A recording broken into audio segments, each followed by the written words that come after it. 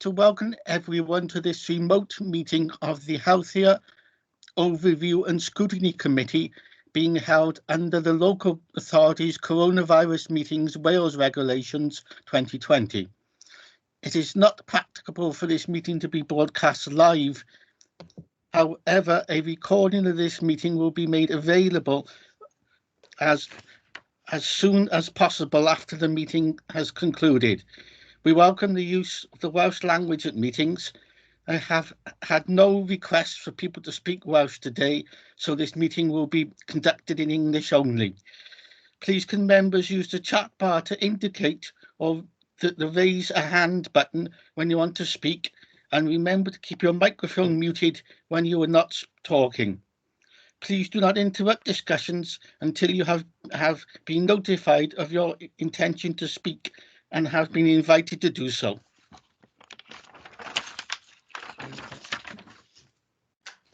So we move on to the agenda, and agenda item 1, welcome and apologies. Gareth, do we have any apologies? Thank you, Chair. Yeah, we've got apologies from Councillors Constance and Jeremiah. Okay. Thank you, Gareth. Agenda item 2, declarations of interest. Rebecca, can you ask members if they have any interest to declare, please? I think you're muted, Rebecca. Sorry. If I can just run through quickly alphabetically then, Councillor Crick. Yes, I'm a board member on Brunavon. Thank you. Councillor Janet Jones. None, thank you, Rebecca. Thank you. Councillor Overton. No, nothing to declare. And Councillor Seaborn. Yes, I have a grandson on the home finder list at the moment. Thank you. Okay, so the agenda item 4, which is the minutes of the meeting held on the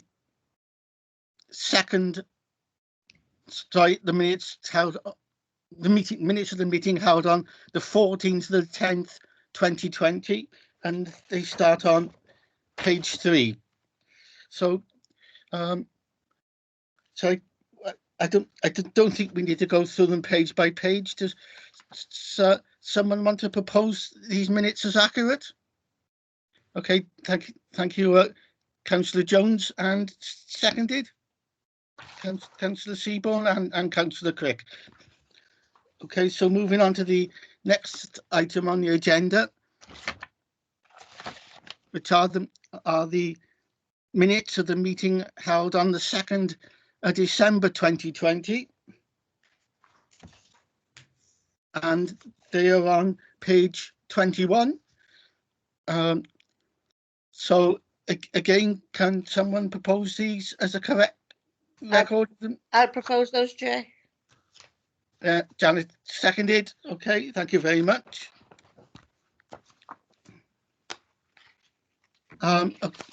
So agenda item 5, the action sheet. Rebecca, can you run through the action sheet? Certainly, Chair. So members, the action sheet is on page 31 of the agenda, and you'll see there the first 2 actions are still ongoing. There's been delays to those, and then the final 3 actions have been completed. So unless members have any questions that I can forward on, I have nothing further to add to that, Chair. Okay, thank you, Rebecca. Okay, so moving on to item 6, managing housing demand. Before we commence discussions, I would like to welcome Simon Rose, Group Manager, Housing Commissioning, who will be presenting the report today. I also have here that a gentleman from Brunavon will be attending, but I don't think he's in attendance, is he? Sorry, Chair. No, he doesn't seem to have joined the meeting. Sorry. Okay, so I'd like to welcome Simon, who is going to present the report to us this morning. Yeah, thank you, Chair. Just to note, Mark Doubler from Bronavon yesterday was dealing with an emergency, so that may be the reason why he's not been able to attend today, unfortunately. So I just thought I'd pass on his potential apologies there. Okay. Thank you, Simon.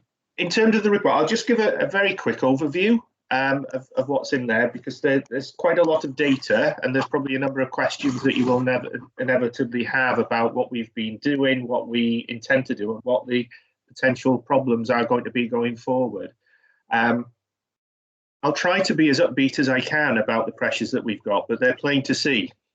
It's a very, very difficult area in which we're working in at the moment, and it's been exacerbated by the pandemic and a number of unknowns that we're faced with at this particular juncture. But just to start off with house prices. House prices in Torfaen and across a number of areas in Wales are rising rapidly. In the UK, there was an article fairly recently that outlined that Torfaen is in the top 10, along with about 5 or 6 other authorities in Wales, for the highest level increase in house prices. And that's showing no sign of abating. A number of other factors will be coming into play around the pandemic. We're certainly seeing houses selling at very high levels across this region, and I can't see that abating anytime soon. What we're seeing is that coupled together, we're seeing a decrease in the level of affordable private rented accommodation in the sector. So private rents are rising as well at the same time, which gives a little bit of a perfect storm, because the affordable housing solutions and options that are there are left to what we provide as local authorities and our partners through the delivery of social housing, traditional rented forms of housing, and the other affordable housing products that are there. And what I've tried to do within the report is explain a little bit about what's been happening there. Against the backdrop of house prices increasing, it's inevitable then that social housing demand increases, and we've seen a 10% increase in that level over the last 5 years. Currently standing at the figures that are there that I pulled into the report of around about 2,800 individuals registered for housing at this time. There's a number of tables that run through, tables 1 to 3 run through the demands we're seeing. And what we are seeing is there is an increase in individuals who've got a level of housing need. So we've got more people coming through with what we call low to medium housing needs rather than high need. The high need levels seem to be staying fairly consistent, which is a positive in the midst of all the negative issues that we're trying to address. So when we look at some of the things we're trying to do around affordable housing as a whole, we're also bringing in a number of shared equity products, shared ownership, what's called intermediate rental products. And in 2019-20, we saw 181 new applicants registering for our affordable housing register that we have, which is Help to Own Plus, which now stands at around 456 individuals when I last looked at the data, which is outlined in the report. It's a small number of people that we're able to help into affordable housing, but it's invaluable because those are individuals who are on relative low incomes, and with the house prices for a traditional 3-bed mid-terrace property ranging at around 150 to 170, 180,000 at the moment, people are not able to access affordable accommodation in that vein unless they've got significant income, and that is making the pressure on the products that we have tighter, significantly tighter. What I would also say is that the figures are showing an increase in the number of single people who are seeking accommodation and younger people. Not necessarily in their very early 20s, but potentially between the ages of 25 to 35, because those options, those affordable options, when traditionally, I mean, when I bought my first house, I think I was around about 26, 27. That is the time when people tend to be moving onto the ladder. It's now probably not possible for a number of individuals to do so because of that affordability gap that's there. But what we're doing, what do we have? Well, I've outlined a number of things that are in that in the report around our social housing grant development programme, with a number of properties that we're bringing in. We've got products that we have available to help with dealing with the issue of empty homes, alongside helping individuals to improve the standards in accommodation through home loan products that traditionally help to keep the standard of accommodation to as high a level as we can within that private sector. We've also got a number of innovative schemes.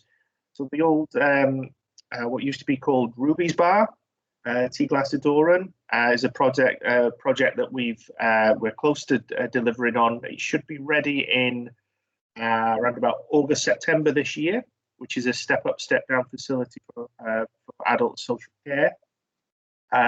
Used with ICF funding, integrated care funding that we have, and we've developed that in conjunction with colleagues across health, social care, housing, and Bron Avon are a key partner in delivering that actual building. So that is a testament to what we can do when we join up a lot of services, and that's where collaboration, which I've mentioned in the report, is key to actually unlocking some of those opportunities. We're also working with the City Deal to potentially look at unlocking some additional capital to help with unlocking some of the more problematic sites that we've had. And we're close to hopefully securing some additional revenue and capital to go into the old college site in Portimoyle. We've also working with Melin Homes on a project to renovate an office block into 12 bespoke units of accommodation, which will be used as supported housing going forward in the south of the borough. That's currently in planning at the moment, and we're awaiting approval for that site to progress. And also, in terms of work we're doing on practical levels, things we can control, we have been provided with a significant amount of revenue through Housing Support Grant, which provides us with an opportunity to reshape a number of services that we have. So Housing Support Grant delivers a number of services across the borough to support people in their homes, to keep them in their homes, to prevent homelessness, but also to help people access alternative provision. So a lot of that funding can go into schemes such as the one with Melin to actually deliver the right type of services at the right time, the right accommodation, and allow people to have that support so we can move them on effectively. It's also about actually being able to intervene now in what we're going to see coming through the doors when the pandemic measures are eased and the economy kicks back in, and we start to see an increase in individuals potentially coming through to ourselves because the restrictions will be potentially lifted around evictions. One good piece of news, but also I caveat this as well, that I've noticed on social media in the last few days, that the Renting Homes Act has received approval at the Senate, which provides private tenants with added security in the sector. I caveat that, as I said, against the fact that that might have an impact on private landlords wishing to vacate the market, which will further add an impact on potential social housing demand and pressures. Whether that comes to fruition or not, I don't know, but one thing that landlords are increasingly nervous about are the added protections that tenants have been given over time in that sector. And I think that is something just to watch and bear in mind going forward. Added to some of the things that we're doing, we are reviewing our home seeker policy. It's due for renewal, but it is very timely to do that with a number of the things that have been going on. It was a commitment that we gave in our phase 2 homeless plan that we would be undertaking that review, and also to develop a move on process and procedure that is able to actually control the flow a little better around move on from supported housing, and to help people into accommodation at the right time, in the right place, with the right support, and deliver better outcomes and hopefully sustainable tenancies and more cohesive communities. So from our perspective, we're doing a lot of practical things on the ground with how we work to reshape and change services. And a lot of that is driven by that phase 2 homeless plan, our homeless strategy and our housing strategy, alongside the added income that we're now receiving from Welsh Government around Housing Support Grant. So there's a lot of things going on. There, I'll just open up for questions. I have cited a number of questions towards the latter part of the report that that may aid discussions. They're contained within on page 7. Just to sort of give a flavour for what the potential issues are and how we need to maybe look into address those.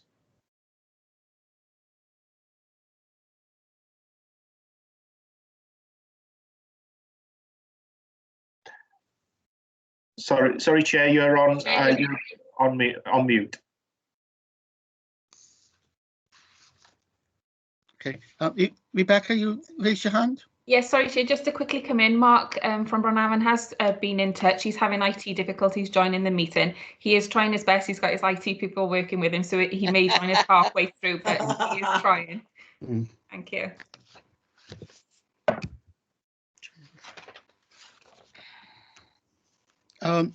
If you are ready, Simon, we shall move on to questions. Questions we have prepared, and the first question I am going to ask, which is, to what extent does population growth impact these figures in relation to actual need for housing? It is going to have an impact on the demand, inevitably. But what we're seeing is that traditionally, over if you look at the first graph in the report, table 1, over the last sort of 5 years, looking from October through to October 15 through to December, we have seen a gradual increase. The concerning increase for me are those individuals who are in those medium to low need groups, and that for me is around individuals who are potentially lacking 1 bedroom, maybe living with friends and relatives in short term, sort of hidden issues that we're not seeing. I think the population growth itself and the demands that we're seeing, I think, does have an impact on the services that we're providing, and we will inevitably be faced with an issue where that demand is going to increase further. The problem that we have is that our land supply, our available land supply in Torfaen, is relatively low. We haven't got an abundance of sites that are available. We do have a development programme. It is restricted by the social housing grant that we receive each year. So we are keen to look at alternative ways of delivering that accommodation. So that comes back to some of the innovation that we're trying to deliver with Melin, in particular, with the development in the south of Cwmbran. We can only try and work with what is potentially available. It will, I guess, the population growth itself, we are, with the developments that we've seen with the Grange Hospital coming in, that will have an impact in terms of accommodation in the area, may have had an impact already around house prices. So we've got to be mindful of that. But the difficult task that we have is trying to balance those priorities that we see coming through the door. And we are seeing that increased number of individuals who are in those medium groups.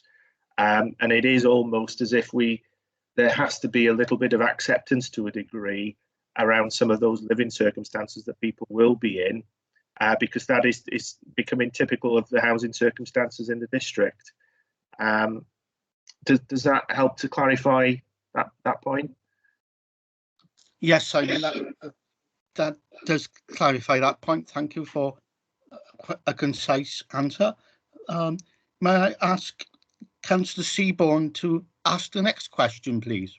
Thank you, Chair. Mine refers to paragraph 3.4, Simon. The tables in 3.4 show the age breakdown of applicants. However, it doesn't provide detail of whether these applicants have partners or children, and are these figures a true reflection?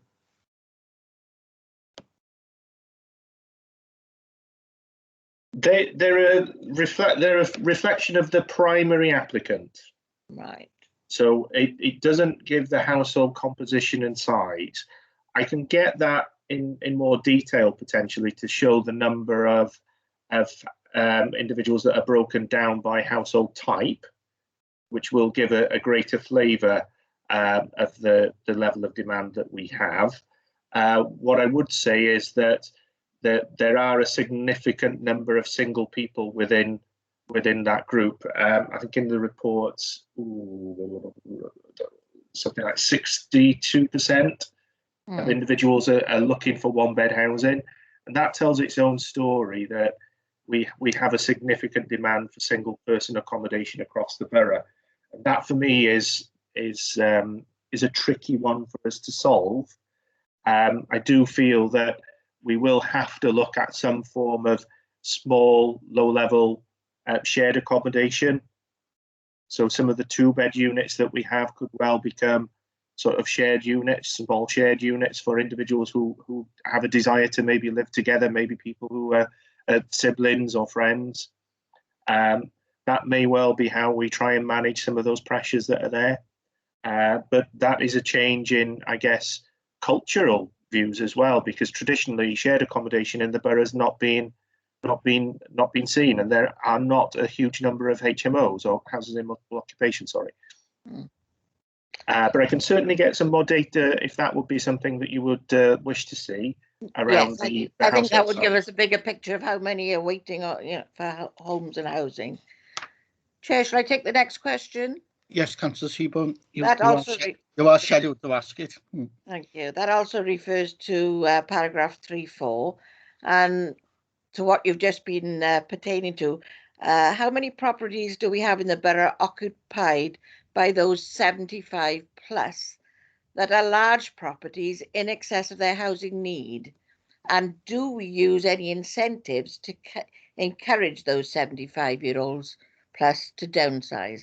I know it's their family home and it's a difficult thing to do, but there are some out there waiting in homes waiting for a bungalow or something. Yeah, it's a good point, and it's one that has always vexed us over the years, even before the under occupation charge came in a few years ago. Bedroom tax, as it's more commonly referred to.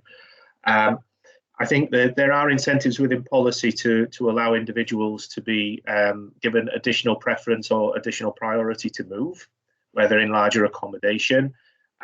We've got to be sensitive around that, because it is an individual's family home, and we don't want to be forcing people out of that home. Neither do we want people to be remaining in that accommodation where that can be used for a family, and the demands we're seeing and the pressures that are there. I guess where we've got something that's of significant benefit, we have scope within policy to go outside and look at sourcing a property that an individual requires potentially. So if somebody's in a very high demand 4-bed property, they're a single person, we would be moving them to basically what they need as quickly as we can, because those 4 beds are very, very rare. We get around about 12 lets a year, 4-bed units, and we've got some large families out there waiting. Again, if a property had some bespoke adaptations in there, we would be looking to move those individuals very, very rapidly, and there's scope within policy and practice to do that. The issue for me in terms of the numbers that are over 75 and in larger property than they need, I haven't got that information. That would be something that the housing associations may have. I can ask to see whether we can get some data on that. I think from my perspective, it sometimes is difficult to get that information from tenants, because individuals may be the sole tenant, but they may have a grandson or a granddaughter living with them, and sometimes that's not declared on the tenancy files or records. But we can certainly see what we can get in terms of that data. Sorry, that would be useful, Simon. Thank you.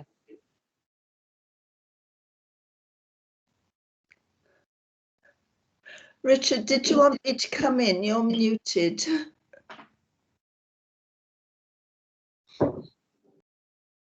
Hang on. Councillor Faye Jones has got her hand up. Would you like to come in? No? Yeah. You're muted as well, Faye, I believe. Sorry, I'm having terrible trouble with my computer this morning. It's still moving up and down and I can't always get the buttons to work. But sorry about that. But just to say, on the point about older people and what we have available for them, I know that one of our large housing suppliers feels that perhaps some of the old people's residents have got too old and maybe it would be better for people to live in single units. And my thoughts on that are some people really like to live in areas where they're with other people and they feel quite protected. And I'm not sure we're going in the right direction with that. And I'd just like to know what our thoughts are on that, please. I think with anything around housing, it is about giving people the choices and the different variety of options that are there. I think what we've been guilty of in the past is to try to shoehorn people into certain types of accommodation that are available. So your traditional sheltered accommodation, if you like, the older person schemes that were there, were often seen as the move for individuals to go on to. Now, from my experience of working with different communities across different areas, is that a lot of individuals want to retain that independence as long as possible. Don't necessarily want to be within those environments. But again, there are individuals who do want that closeness and that balance. But one of the things that struck me a little while ago was that one individual said to me, I don't want to be in somebody's pocket. I don't want to be part of this, that, and the other all the time. I'd like the option of having a community facility, but not something that I feel obliged I've got to take part in. And it struck me at that point there are a number of different schemes that we were looking at developing in the other authority was very much around giving people that choice and that flexibility, and looking at community hubs and different models that would be almost like an opt-in. And whether you could use some of those schemes where individuals were living in a closer community, how you open them up for individuals to come in and use those facilities as and when they wanted. And that seemed to be a model that seemed to work a little bit better. So you've got some dispersed accommodation, maybe clustered, maybe one or two together, maybe completely independent, where individuals could come in and have the benefit of those schemes, those scheme facilities. So it's having that balance, and I think that's the same for a number of different groups of individuals who we work with. It's about giving that choice as much as we practically can, and having that variety of options. I think there is a clear need to have those traditional sheltered schemes with what they provide and that safety net that's there. But equally, that independence is for me critical, because it's one thing to have the community around you, but it's another to be able to actually be how do I put it? To have that level of autonomy to do what you want and to have that freedom.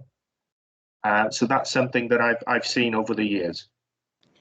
Could I just come back on that? We have several schemes which are now under review by Bronavon, and they're wondering if they're still fit for purpose, and what it has done to the older people, where they absolutely love their residence and feel they have independence and they can work quite well, is feel very, very insecure. So I'm not sure we've met their housing needs, or that we have enough choice in those areas.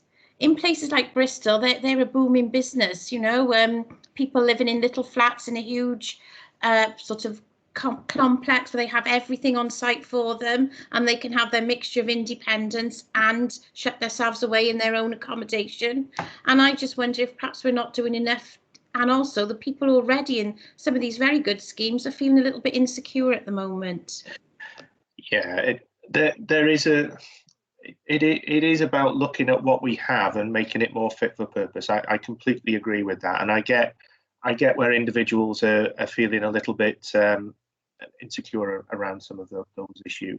I'm aware of a lot of the work in Bristol. I'm aware of some of the schemes that I worked on in Newport, for example, have similar sort of models with them, but they are exceptionally costly, require a significant land to be available, and it is often difficult to get those off the ground.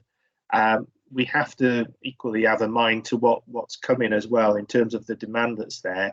The demand for some of the sheltered schemes and that type of accommodation at the moment, in some instances, is quite low. So it is about maybe remeasuring, recalibrating, and revisiting the feasibility of some schemes, look at whether we actually develop alternative provision there and look at different models. So I think that's part and parcel of work that's ongoing across the region as well around older persons accommodation. Okay, thank you. Thank you, Faye. Would Councillor Crick like to ask the next question, please? Thank you, Richard. Simon, I'm looking at paragraph 3.5 for the next two questions. Demand across the borough varies, with over 54% of applicants stating their preference for placement in the south of the borough. Have we assessed the reasons for this? Are there other factors other than staying close to family? I think the biggest factor is past residence and associations and where people have resided. But equally, alongside it, it's linked to a lot to do with access to facilities and road links. I think Cwmbran itself has been, in many ways, the victim of its own success in terms of being able to still offer a vibrant shopping centre with a number of different facilities surrounding there in terms of the cinema, the bowling alley, the restaurants that are being developed. I think that gives people a little bit more comfort, particularly in the age groupings that we've got, that we have, the younger cohort of individuals who we're seeing, sort of the under 35 category, would certainly have a greater preference again for living in the Cwmbran locality and around that south of the borough. Whereas in the north, it tends to drop off a little in terms of demand there. When we look at some of the bids that we receive through Home Seeker for Cwmbran, we're talking for one-bed properties, you're going in some instances through to 200-300 applicants applying for properties. That is a significant number. If we shifted that to look at the mid and north Torfaen, that number would probably be halved, if not cut by 60-70% and more. So that shows that shift in demand. A lot is to do with the available services, but a lot is to do with the family associations that are there, the preference to be in that locality. Out of interest, have you looked at perhaps a flat rate for transport? Because I know one of the comments that seems to come up, especially for the age group you were talking about, who don't have help with free transport as the older age groups do, is that it's too costly to get down to Cwmbran, for example, where given jobs, and they're very often low wage jobs, which would be fine if they didn't have to pay out £3 or £4 for a bus fare. Yeah. It is something that is beyond my gift to grant there. I mean, if we could control the prices of transport, I think I would use public transport a lot more. I know that if I live in Newport, and if I in the good old days when we could go out a little bit more, and if I was going into town, and let's just say I was going for a meal and I was going to have a drink, it's cheaper for me to get a taxi than it is for me to get a bus. Now, that for me is inherently wrong on two levels. One, on what's supposed to be a public transport, doesn't appear to be very public spirited. But also from an environmental point of view, it's almost a no-brainer. If there was some way of lowering those charges or finding a way in which they can be subsidised, yes, that may well increase the demand for the mid and north areas of Torfaen. But I don't think it's the sole reason. I think it's the proximity to those facilities as well. We can't forget that. But when you look at what's available for people, that the Cwmbran offer is significantly higher than the other areas. So maybe that's something around the regeneration of those areas and what that means and what can be brought in. Thank you. Shall I go on to the next question, Richard? This is okay. This is paragraph 3.6 actually. The data shows relative consistent numbers across the different types of accommodation, with an increase in the number of one-bed flats becoming available for rental. However, this should be considered carefully as the numbers include a significant new development which has a high number of one-bed units. When you look at the table, though, this doesn't seem to have increased by many, considering the new significant developments.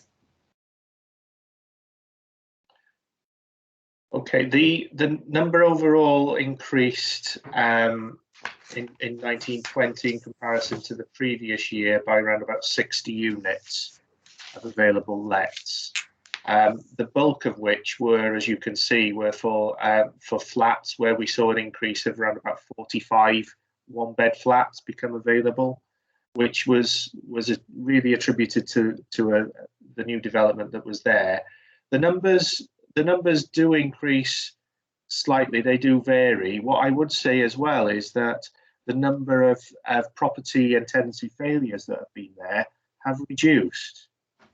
So the number of properties and tenancies that are coming back into the possession of RSLs is reducing. For example, I was in a meeting yesterday with Melin Homes, and in Torfaen in the last financial year, they did not evict anybody for rent arrears. Now that's been something fairly consistent in terms of move by Melin going forward. If we don't have that turnover in stock, and I'm not advocating for evicting tenants, no way am I advocating for that, but the success of interventions around sustaining tenancies and keeping people in accommodation has been much greater. So we have seen a lower turnover in accommodation, which is probably impacting on the numbers that we have on the register and the length in waiting times as well. So you're almost in that situation where you're damned if you do, you're damned if you don't. Because if you have people failing in tenancies, they end up coming back through the homelessness route, and we end up picking them up as a local authority and then rehousing, relocating. If we don't intervene, if we do intervene, we have less properties available, but we're controlling the number who are coming through homelessness as well. So whilst we've seen an issue with the pandemic in terms of managing homelessness, because we've actually taken everybody in at this particular point, so anybody who's come to us, we've been accommodating. The issue for us is if that balance wasn't quite right, then the figures would be skewed. So it's a difficult beast to manage, because if we don't get it right at that preventative route and sustain accommodation, then we're going to see people coming through more quickly. What we do find is that the number of tenancy failures in that initial year are declining. So we are seeing a lower number of people failing in tenancies over the course of the last 2 years in that critical first year of a tenancy being established. And that, for me, shows the effectiveness of our support services and the approach of RSLs in how they're managing accommodation as well. So that, for me, is a positive. The negative side comes back to then where do we get the additional accommodation for to cope with additional demand and pressures that we'll see, especially when we don't have the land. That's the conundrum, I guess. Thank you.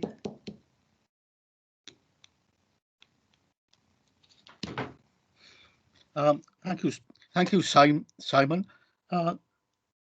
I'm going to ask the next question, and I don't know if it is slightly revisiting what we've talked about, but what additional help and or resources are needed to alleviate the shortage of single-bedded accommodation? So we've touched upon this already. I don't know if you had anything else to add. Well, the investment from Welsh Government needs to be looked at. I have to credit Welsh Government initially with funding they've provided over the pandemic and capital funding that they've provided to ourselves that are helping with the development of the 12-bed scheme that we're looking at in the south of Cymru, south of the borough in Cymru. But our investment available through housing social housing grant is relatively low, but equally the problem for ourselves is the land availability. We have to think a little bit cuter, I guess, around what opportunities are there potentially around empty homes, whether things could be done more there and resources to actually bring those homes back into use. We need to think maybe about the changes that we're going to see now with the pandemic. I mean, I'm working from home today. Office accommodation is going to be almost redundant in some localities. So there will be a surplus requirement of office accommodation that we could look at converting. But again, that requires investment.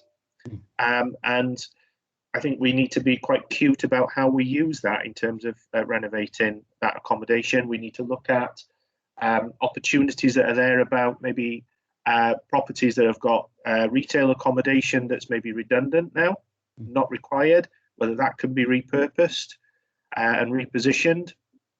And equally, I guess there's an opportunity to look at some smaller scale bespoke developments, the conversion of maybe some properties that maybe aren't quite fit for purpose, that are within stock. We've mentioned around some sheltered schemes that may well not be fit for the current purpose that they're used for and could be repurposed maybe for general needs, one-bed accommodation.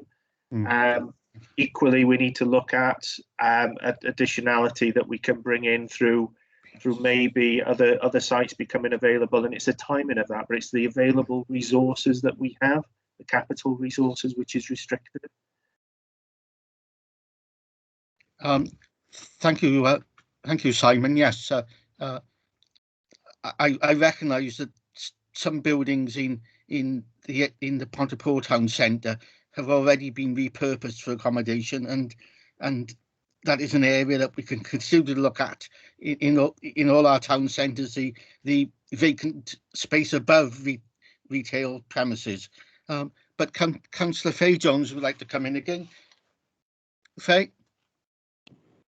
Thank you. I just wondered, as we haven't got that much land available and we can develop some sites, but not as many as we'd like, do we work in collaboration with our close neighbours, such as Monmouthshire, which seems to have a lot of land available, or is that impossible? We do work collaboratively across the region of Gwent. I mean, we have the Gwent homelessness strategy. We have a Gwent approach. We have a regional approach around housing support. We also have regional approach around health, social care and housing in terms of collaboration with different schemes as well. We're constantly looking at those opportunities, and we're constantly looking at how we can meet that demand and need. What I would say is that the demand in other areas are equally as acute as our own.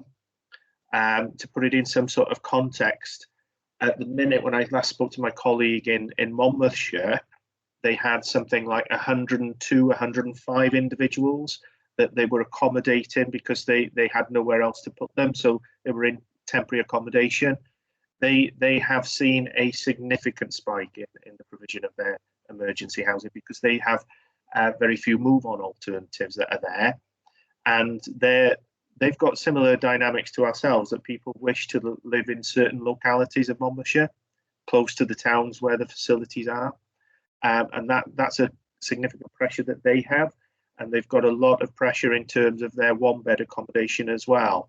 To put that in some sort of context, they've probably got something like 50 to 60 single people currently accommodated in temporary housing, and they're struggling to move them on to alternatives because they don't have the availability. The pressures we've got are no different to other areas. I wouldn't underplay our pressures. I wouldn't overplay them either, because we've got very different pressures to other areas. For example, if you look at Newport and Caerphilly, they've got a much more robust private rented sector than we have. So they can divert people to private rented accommodation more readily and do so. I think from the perspective of Caerphilly, they've got a bespoke scheme that works with private landlords to access accommodation, and they've got a huge number of landlords who they're working with. Our number of landlords doesn't even touch that number. So we've got a particular pressure there that the default position seems to be around social housing. It's how we maybe change that. But like I said, the changes that Welsh Government are making through legislation may well impact on the sector further. And that's a big concern for me. The other issue as well is that with a lot of the incentives that are going around renting, private landlords, a lot have voted with their feet over recent years because the tax breaks have changed. Equally, I guess that we do see some fluidity of people moving between boroughs, particularly between Newport and Cwmbran in those areas, and then from the north of Torfaen, you've got people from Blaen y Gwent moving around to Glenavon and the other areas to the top of the borough, and vice versa. So there is some commonality, and we do work as collaboratively as we can, but it is difficult because people wish to reside in the communities that they were brought up in and where their associations are, and I wholly understand that. Thank you. I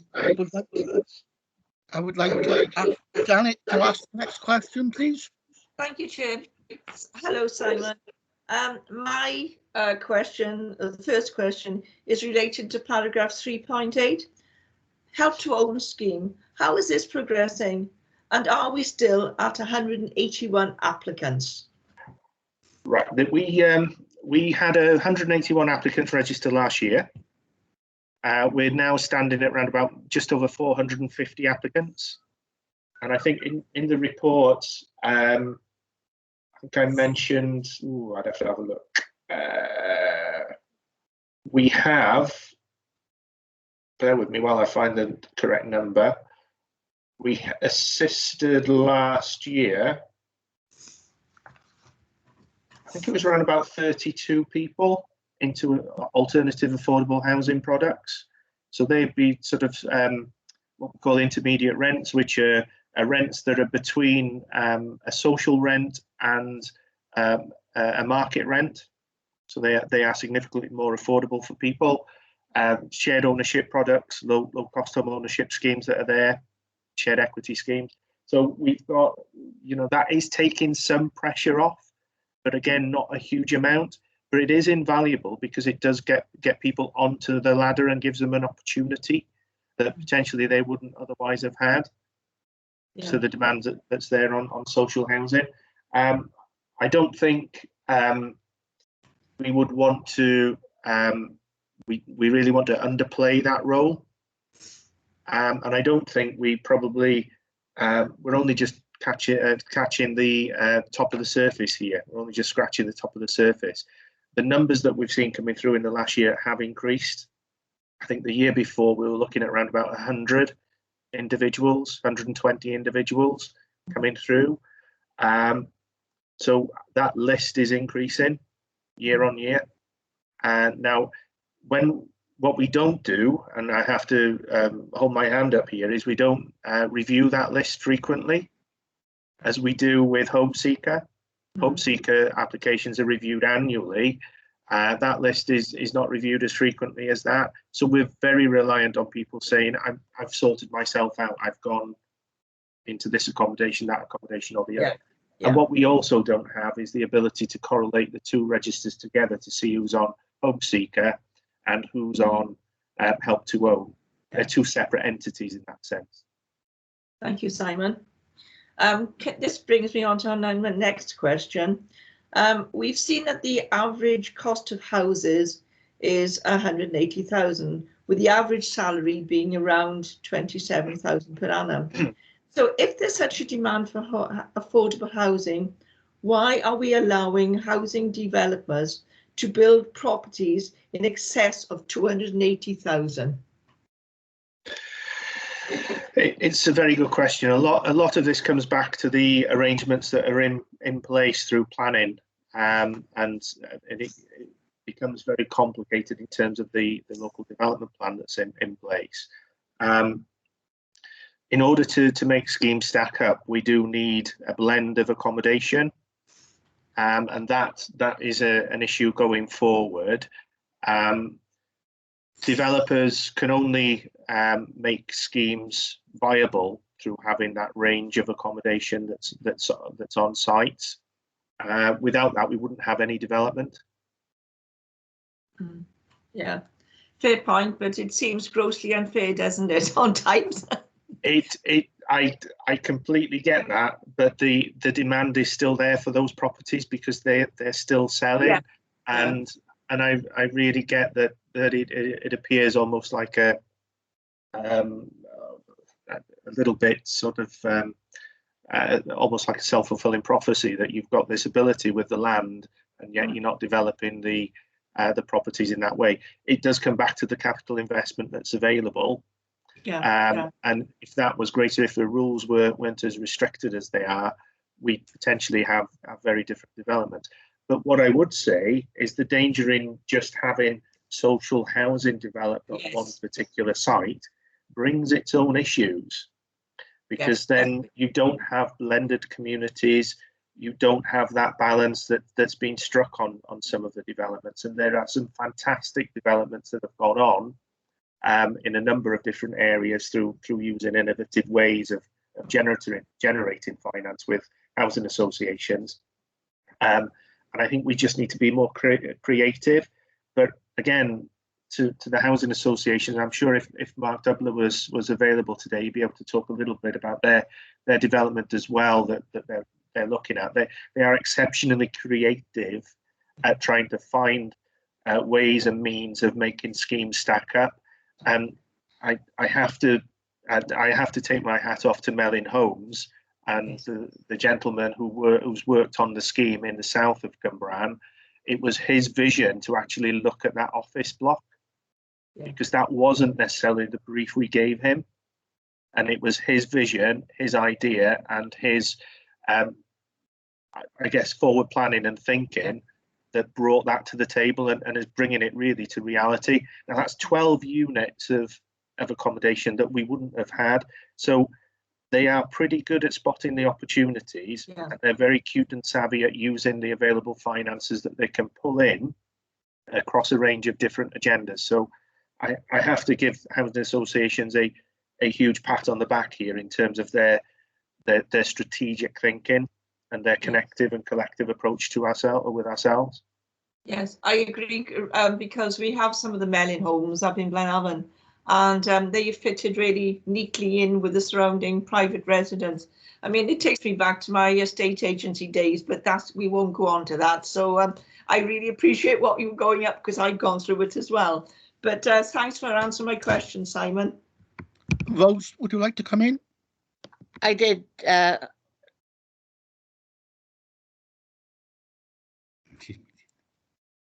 think you're muted now, Rose. When I looked, it was off, and when I started speaking, it came back on. My issue I wanted to ask is the range of rents. Having been involved in looking online the last couple of weeks, I couldn't believe the amount landlords are charging. They range from, I think the cheapest was £550, and that was one, right up to gone £1,000 per calendar month. And I couldn't believe the amount of rental that was being charged for some properties. What is the common average rental for a registered social landlord? It does vary. Typically, you're looking at for a 3-bed house maybe about £90 to £95 a week, I think. So if you're looking at some of those rentals of maybe 3-bed houses in the south of Cwmbran, you're looking at around about 650-ish in the main. You will find something for 650. You'll struggle to find something for any less than that for a 3-bed property. There is a huge disparity.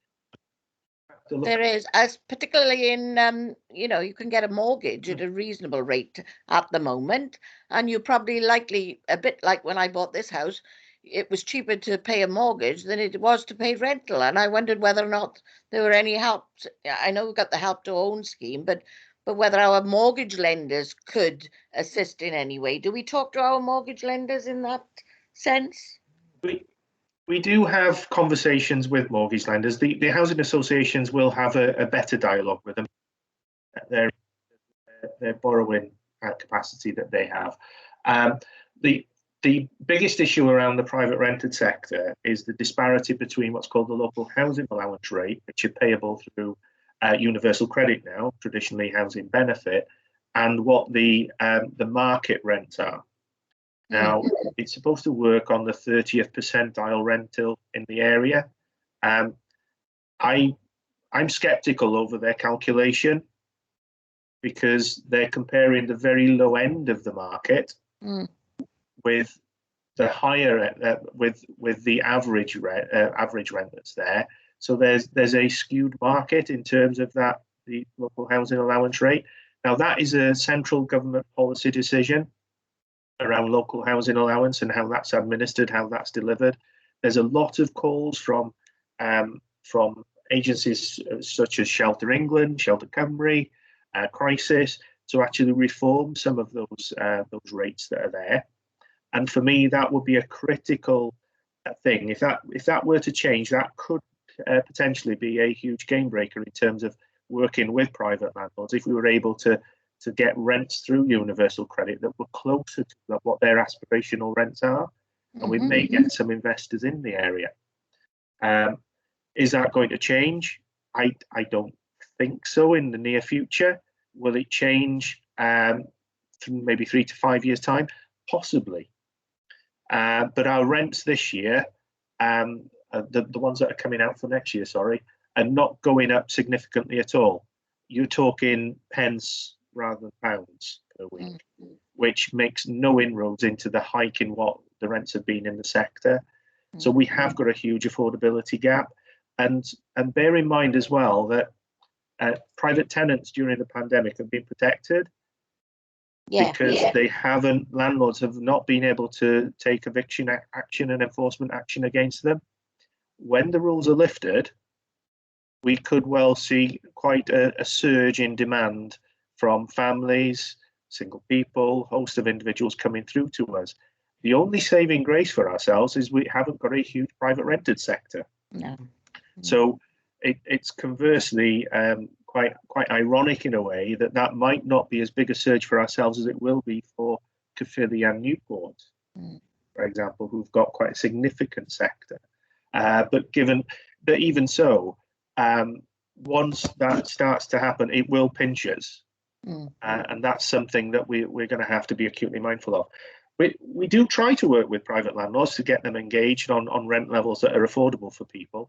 And it's morally wrong of us to set up any tenancy that's not affordable for somebody that somebody can't afford. As much as people say I can get £100 a month off mum and dad to help top up the rent, that's not their income, and we cannot permit that to go ahead. So we do get that asked quite a lot. If that's the case, then we can't be party to setting up a tenancy and putting public money into maybe a bond or rent in advance to help somebody into accommodation. It would not look good on the authority if something went horribly wrong. No. That takes me to my question. Sorry, I interjected with a supplementary then on the rental. Social housing grant decreased and continues to do so. What impact will this have on how we are expected to fulfil our commitments with this funding, reducing year on year? And do we have a longer term forecast for the funding? You touched a little bit on it. Obviously, it's in the hands of Universal Credit Pension. That's Westminster government and Welsh government with their schemes. So yeah, the funding that's there is an indicative figure that we're provided so that we can actually forward plan schemes and we can lock them in, and it allows us to look at developments. What we've historically done and what local authorities have is there's often slippage funding that comes in during the year. And I guess we're a little bit like magpies, that soon as there's a shiny coin that's on the floor, we will try and get something slipped in through that slippage funding. So we're able to then potentially look at alternatives and get additional funding in. So whilst those figures are indicative, we can actually seek to develop alternative provisions that are there through slippage and scheme slippage and additional revenue stream, additional capital resources that may become available. And there's also other opportunities that drop in, as well as the Social Housing Grant Programme. There's ICF, so the Integrated Care Fund. There's money through City Deal at the moment for unlocking some of those more problematic sites. And there's also private finance that we can bring in through the housing associations as well. So there are other things that come in during year and at short notice that we're often very adept at moving to and quite flexible on in terms of our development programme. Not ideal though. It's not ideal. There's no perfect answer to this, I'm afraid. I mean, the funding's been cut over the years, but like I say, we're quite adept at being as flexible as we can to bring in alternatives and look at those opportunities that are there. As capital is potentially released, and I would expect maybe over the course of the next financial year that there'll be some additional capital that will be made available from Welsh Government for innovation in housing to actually deliver some alternatives, some of which may be things I alluded to. I really think that there will be a clear look at properties over shops, maybe the office accommodation that's become redundant, and it may be that some funding is made available for specific schemes. But you know, we can only deliver with what we have and what we're able to get our hands on. And the creativity really comes from the housing associations in making that go as long as we can. So make the Torfaen pound go as far as it can for Torfaen residents. Thank you, Simon. Sorry about the signals out the window. I had somebody delivering something at the door. I'm now going to nip off and get it. So.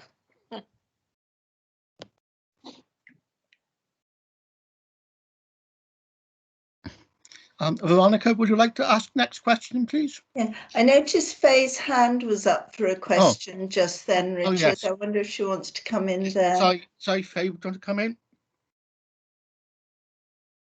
Faye, you're not muted. Yeah, sorry. I just wondered, although I have disappeared once with my computer playing up, but if I do, apologies. But I just wondered, rather impertinently really, but is it easier at the moment to be a Caerphilly resident where they haven't got their housing providers outsourced than it is maybe to live in Torfaen where we do outsource our housing providers? Oh, it's a very good question. There's 11 local authorities in Wales who have retained housing stock. It does bring benefits to having the housing stock there. I think the one thing I would point to is that the partnerships that we have through Home Seeker and the developments that we worked on and the closeness that we work with all the housing associations in the borough, I feel are much stronger because of stock transfer.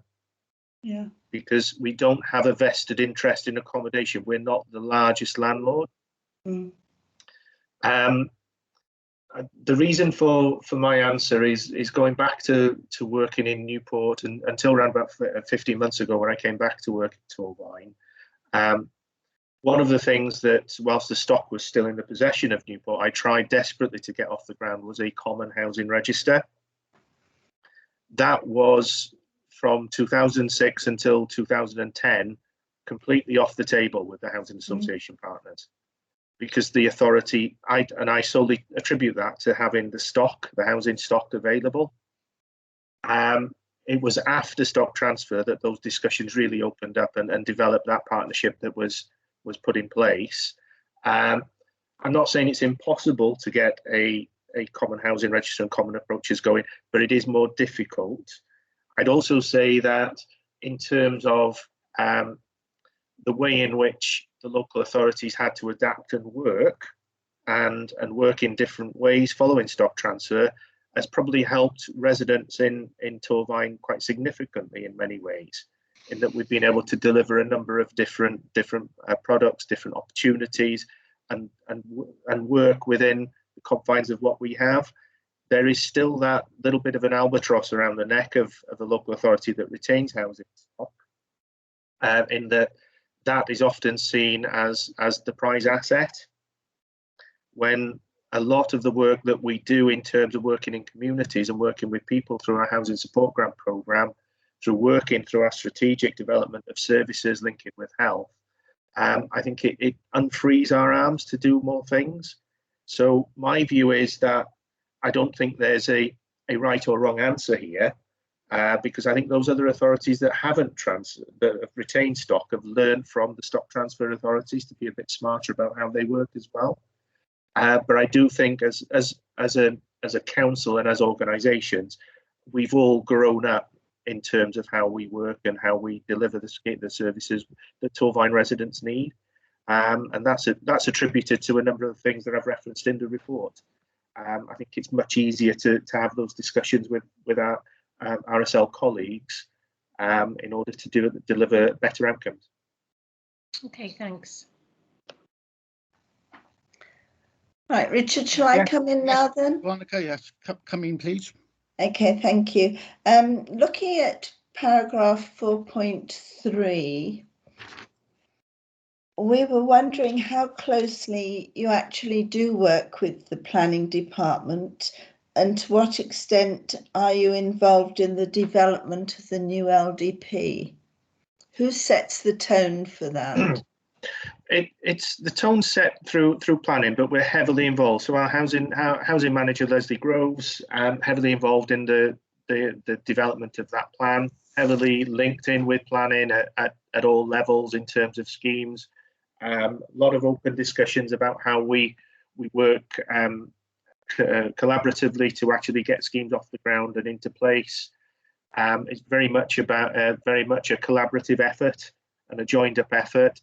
I have to say that where we're coming to planning with schemes that I've referenced in the report, there's an open dialogue at a very early stage about what we're thinking and what we're thinking of doing and what we're looking at. So there is a very active role that we play in that. Okay, thank you. I did wonder if Rose wanted to come in on that, given some comments she was making yesterday.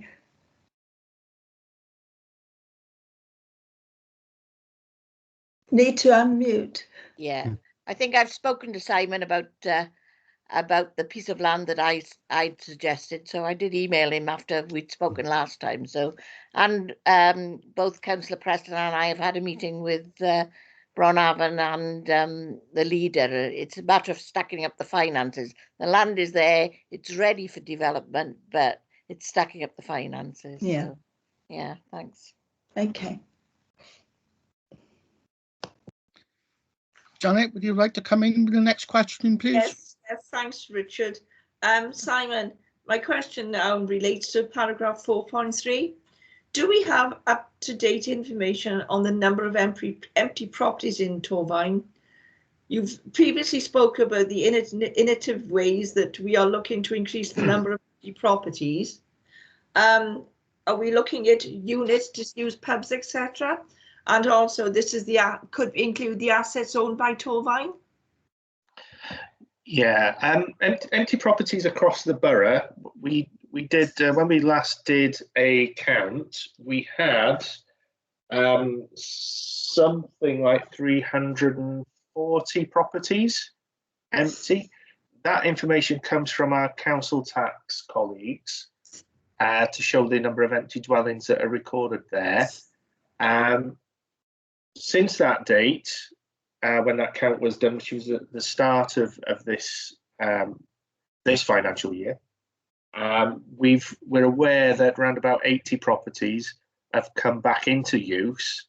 So that could be that at the point at which that count was initially taken, maybe somebody had passed away and that property was empty, blah, blah, blah, blah, blah. So it could be a whole host of things, and it's subsequently been sold.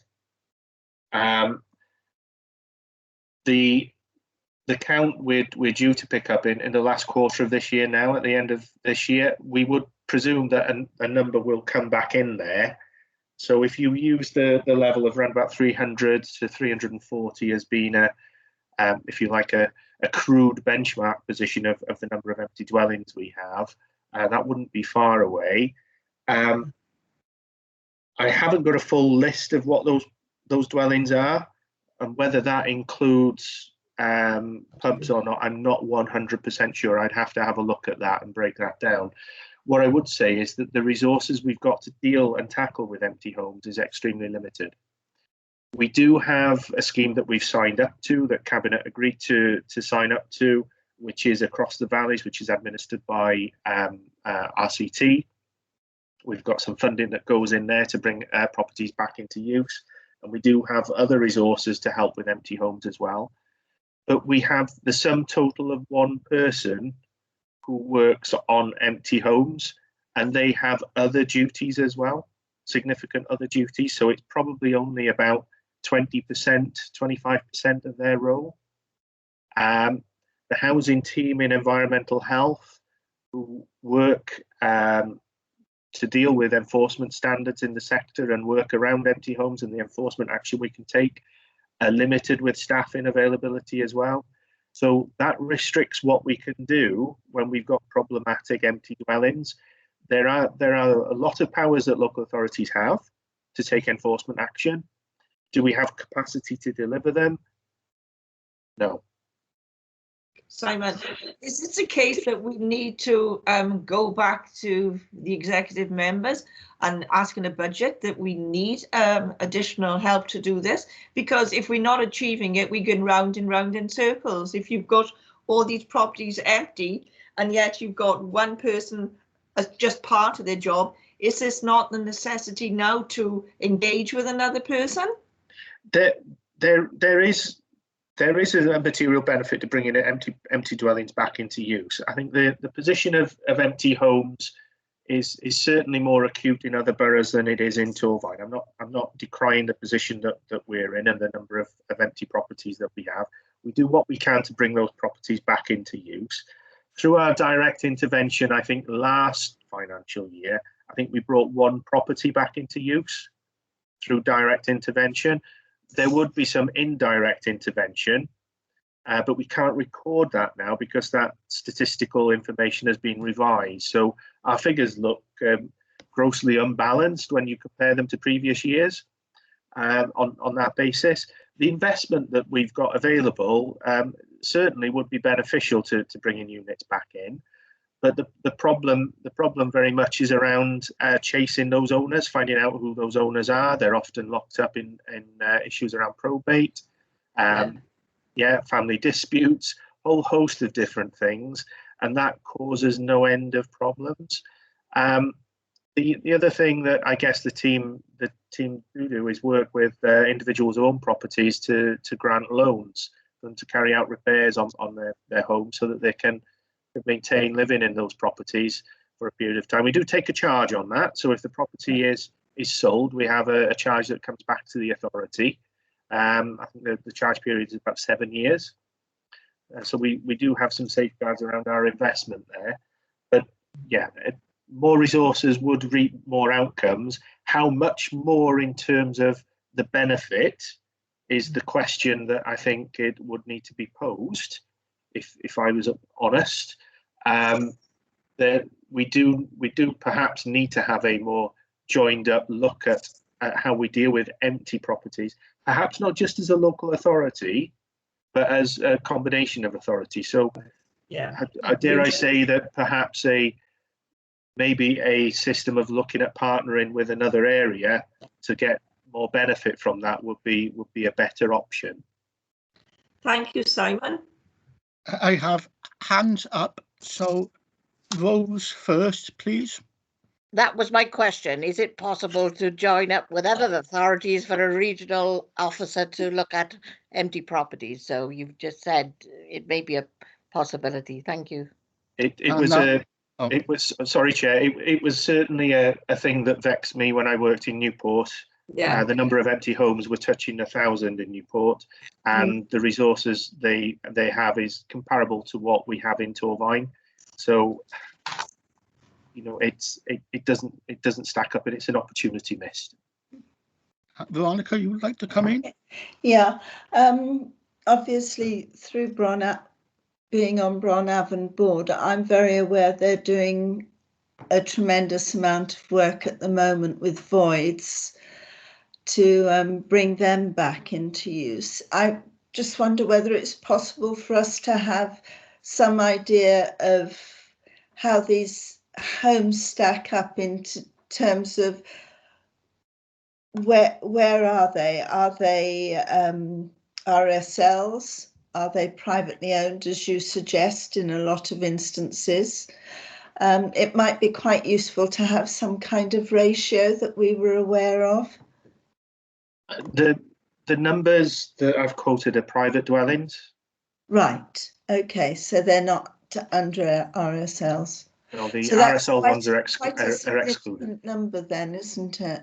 It's not insignificant, no. And what I would say is that if you brought into the equation the properties that are commercial, yeah, then that number would increase again. Increase again, yeah. And that is I guess that's the little bit that is more the innovation of how we bring units back in, as we've done in the centre of Pontypool in the past, and how we perhaps do that maybe in the future. I don't know. Yeah, yeah.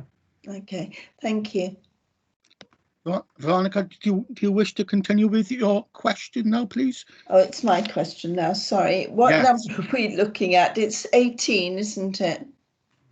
Number 12.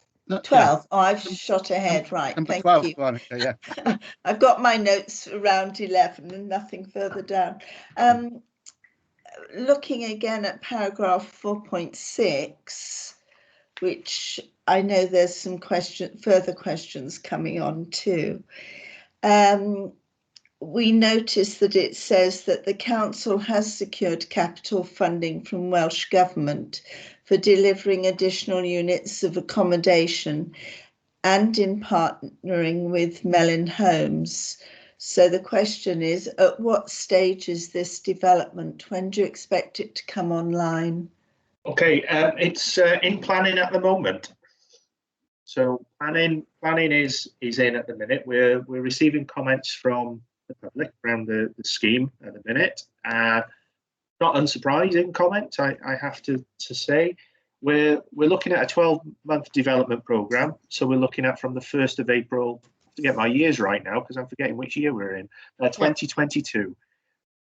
And this is very much tied up in a commissioning project that we'll go through in terms of putting housing support grant in to deliver this scheme on a 24-hour basis. So this will be 12 units of accommodation, 4 of which will be fully adapted on the ground floor. We'll have duality of role in terms of meeting a need for accommodating people who are homeless, but will also help in transferring people from hospital where they can't return home, where they've perhaps had an injury and they can't get up to maybe a first floor flat because they become wheelchair bound or whatever that may be. So it has some duality there in terms of what we're providing. So that's the plan, that's the vision. All being equal, we have to get through planning first, and then hopefully the securing of that property will pretty much follow straight afterwards. Because Mellin have invested a lot of time, effort, energy and money into this already. We do not really want to be pulling away from this project. This is something that we desperately need to meet the demands that we're seeing collectively with other things that we're doing around homeless services provision. and it is a fantastic site. It has a huge, quite a significant footprint of land with it that would give rise to maybe other things being added on there and some added value. Are you able to say where before planning? Yeah, sorry, it's Stadium House. Oh. So it used to be where, in the days when I worked here many years ago, social care staff were located there. Yeah. Yes. Yeah. So it's a what I will call a semi-residential area. It is perfect for the purposes that we're looking at here. And there's opportunities to look at whether we could look at maybe some modular provision on the site as well going forward. But at this stage, that's more sort of blue sky thinking rather than anything concrete. I'm more concerned of getting a scheme up and running that delivers what we need to for individuals who we're going to be assisting. But it has some duality of purpose as well. Thank you. Rose, would you like to ask the next question, please? I will. This is question 13, and it refers to 4.6 again. And my question is about homelessness, and how do we monitor the homeless people we've put in permanent homes or not so permanent homes, and what support do we give them in the wider sense, and how do we monitor homes that we let in terms of supporting vulnerable people? How do we know these vulnerable people are coping? Okay, first and foremost, I think with the resources we have through Housing Support Grant, it has been capped for a number of years. It's only from April this year that we've seen a significant uplift. We've seen a 25% increase in our allocation. That's going to give us a greater opportunity to do some of this work, to create a more structured way in terms of how we work with people into accommodation, through that initial tricky phase of setting up a tenancy, and how we make sure that they're coping through that. A lot is left to partners to be identifying where individuals are struggling and to bring that back in terms of looking at what support is needed. And I have to say that they're very good at identifying those issues and bringing them to the fore. I think that's links to the point I made around voids earlier and the number of properties that we're seeing available for letting. We're getting much smarter, or the housing associations are getting much smarter, along with our support agencies who are out there, who are able to actually intervene at an early stage and sustain the accommodation. What we do have is where an individual is resettled, they're offered resettlement services. There is quite a swift turnaround to get in tenancy related support as well, generic support. We can potentially get crisis intervention support within a day into somebody's home, which for some areas it can be a little bit longer than that, which seems ironic when they call it crisis support. But there we are. There's some of the pressures that we got, because we've got quite a lot of floating support services, and they're quite flexible. They're quite they're not as rigid as some are provided. We've got generic services that can intervene quickly, whilst we get more specialist support in, maybe around substance misuse, maybe around domestic abuse. So we can hold, if you like, the support with the crisis work that goes in, whilst more bespoke support packages are put together. So in terms of answering the point around support, yes, it's available. Yes, it's there. It's accessible. We control that through our support gateway. So there is if you like, a common register of all the support services in the borough. So we can see the number of referrals coming in through that. And at the moment, we have around about 400 referrals, between 300-400 referrals on average every month, which I think tells its own story with the level of need that's out there. So as a local councillor, and I've had some complaints about a resident, sometimes I need to contact the police if it's a criminal offence, and sometimes I need to contact the registered social landlord. Do these join up? That's what I'm saying. Do they talk to each other, and do they join up? So, you know. There's a lot of joined up work on the ground around those interventions where there is maybe antisocial behaviour, concerns that are expressed through police, community safety and the housing associations. They've got specific antisocial behaviour lead officers within organisations, and they're very adept at taking the steps that are there. Albeit, I will caveat that by saying they are sometimes hamstrung by the laws that are there. Some of the interventions that they can put in are going to be very restricted. They are very reliant on individuals providing evidence, where some individuals are not keen on doing that for a number of reasons. Especially if they're next door neighbours. Indeed, it is very difficult. But there's a lot of meetings that are held around specific cases and problem points and pinch points around that. What I guess we're keen to do as well through the review of our home seeker policy with partners is to try and make sure that we have some flexibility with how we approach lettings as well. That if we've had, and I'm a firm advocate of this, and I have been for a number of years, where you have an area that suffered significant antisocial behaviour for a period of time, that you try and provide a letting that is more sound. Absolutely. So that you try to control that letting, so that you give some respite to that area. It sounds very contrived. It isn't meant to be. It is meant to do the right thing to actually sustain those communities and have a more cohesive approach. We can't do that on every occasion, but I think where there have been significant issues, we have to be mindful of who we're placing, where we're placing, and what the impact is on the person we're placing, as much as the residents who are going to be in that community already.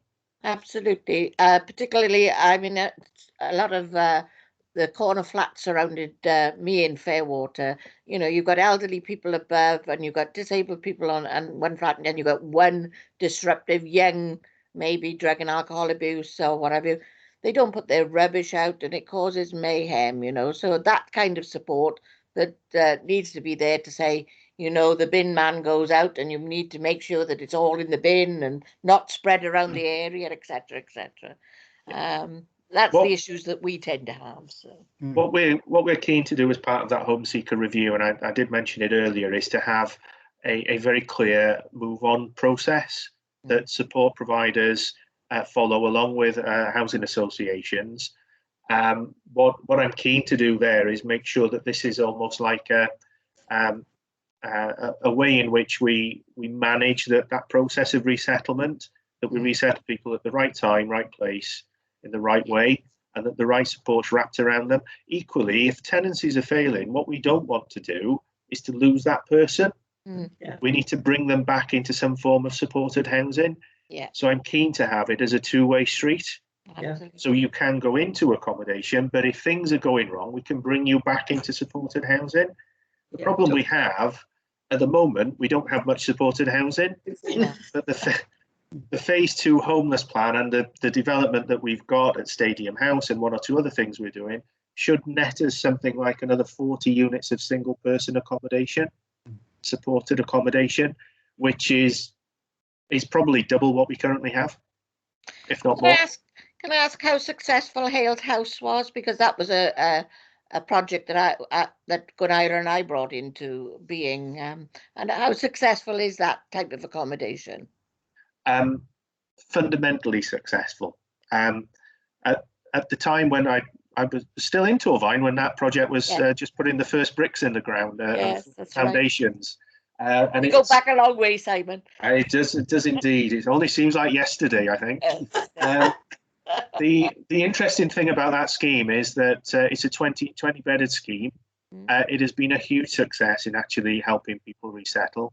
I think the number of young people failing in tenancies is drastically reduced over time, and the work they do in that scheme with people is absolutely phenomenal. When you look at the pandemic, you've got 20 individuals living in fairly close proximity. They have not had one outbreak of COVID-19 in that scheme. That is a testament to how staff have worked, how they've engaged with, let's face it, young people have probably really, like us all, really struggled, and probably struggled even more to maintain some of those non-contacts with friends. But they've managed to do that. The engagement from the staff there has been second to none. Can't praise them enough. They've been absolutely outstanding. And it does work. It's a scheme that works. And I guess in terms of potentially looking at remodeling that to deliver other things, because we can change some of the stuff that's there and work in a slightly different way. It needs to link into what we're doing in the south of Cwmbran and learn from what's worked at Hales House. It is a big scheme. A 20 bedded scheme frightened me when that was developed, but it's invaluable for Torfaen. But just light bulb moment, something like Tŷ residential home, where you may not need the standards, or you could convert into that type of accommodation would be ideal there. So yeah, there's a number of things that could be looked at. I mean, Tŷ, is it the only issue I'd have with Tŷ is it the right location for a scheme of that nature? Possibly not, because there's something like 12-15 bungalows in that locality. Yeah. So is it the right location? Given what we're doing at Stadium House, would we need another unit in the south of any substantial size? Possibly not. We look then towards Nethercourt. What's the future for Nethercourt? I would suggest that Nethercourt at some point will need to be changed, potentially not used as that form of accommodation going forward. Absolutely. Redevelopment. There's a whole raft of things that we need to look at, but we've got to be careful as we lift the restrictions around the pandemic to see what comes our way, because we don't know whether we're going to be faced with a deluge of demand, and we can't afford to have the balance and tip the wrong way. No. So the minute I don't think we've got anybody. If we've got anybody in B&B accommodation, it's one or two, and it would be for a matter of a day or two. Yeah. So we're quite fortunate that we've been able to manage within our own stock and stock we've got with some private sector landlords that we work with to deliver the accommodation that we need for homeless households. Thank you, Chair. Thanks, Simon. Okay. Right, Judge. Yes, Janet, coming in with the next question, please. Simon, a few years ago, we worked in collaboration with the United and Bevan Health Board to build houses for people with disabilities and for people moving from hospital. What is the possibility of these links continuing in the future? They did, I think it was 6 sorts of little disabled bungalows in Kennard in Blaenavon. Yeah. And people have asked me, what's the chances of any more being built? Not in Blaenavon, within the borough. Yeah, certainly. It's always high on the agenda. The Integrated Care Fund is where the funding would have come from that. And we've got Tŷ Glas-Dawlen that is coming on stream in August, September of this year, which is very much part of that collaboration between health, social care and housing. From my perspective, those schemes are always on the burner. There's always opportunities being sought to actually deliver that type of scheme that's needed. There's also a regionality around what we're providing and what we're looking to deliver. So from a health perspective, we've worked across Gwent and identified a property with a landlord, one of the social landlords in Newport, that would be used as a step, almost like a crisis house for people who are suffering with mental health problems, rather than going into an acute ward. Support will be provided on there, just like a home. It's where people don't necessarily need to go into hospital, but at the minute there's no alternative provision. So things like that are always being looked at, and opportunities. So will there be other schemes like Kennard? Yes. When will they happen? Will very much depend on what funding's available again, I'm afraid. But the willingness is there. We do have a very active health, social care and housing forum and group that meets. It's chaired by the Chief Executive of Melin Homes. And that involves a vast number of partners from across health, social care and housing in Gwent. So it's looked at a Gwent footprint, but with very much local ideas to deliver the best outcomes for residents across different boroughs as well. So very much on the agenda, very much live and kicking. Would it be okay to ask Chair that perhaps as a committee that we could be kept updated on the progress of what you're trying to do and achieve?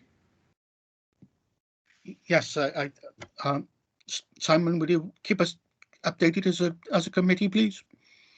Certainly, yeah. Thank you. Thanks, Chair. Okay. Rose, you are to ask the next question, please. I am, and this is relating to 4.7 in the report. Thank you, Chair. And it's the review of the home seeker scheme, how will we seek the views of stakeholders?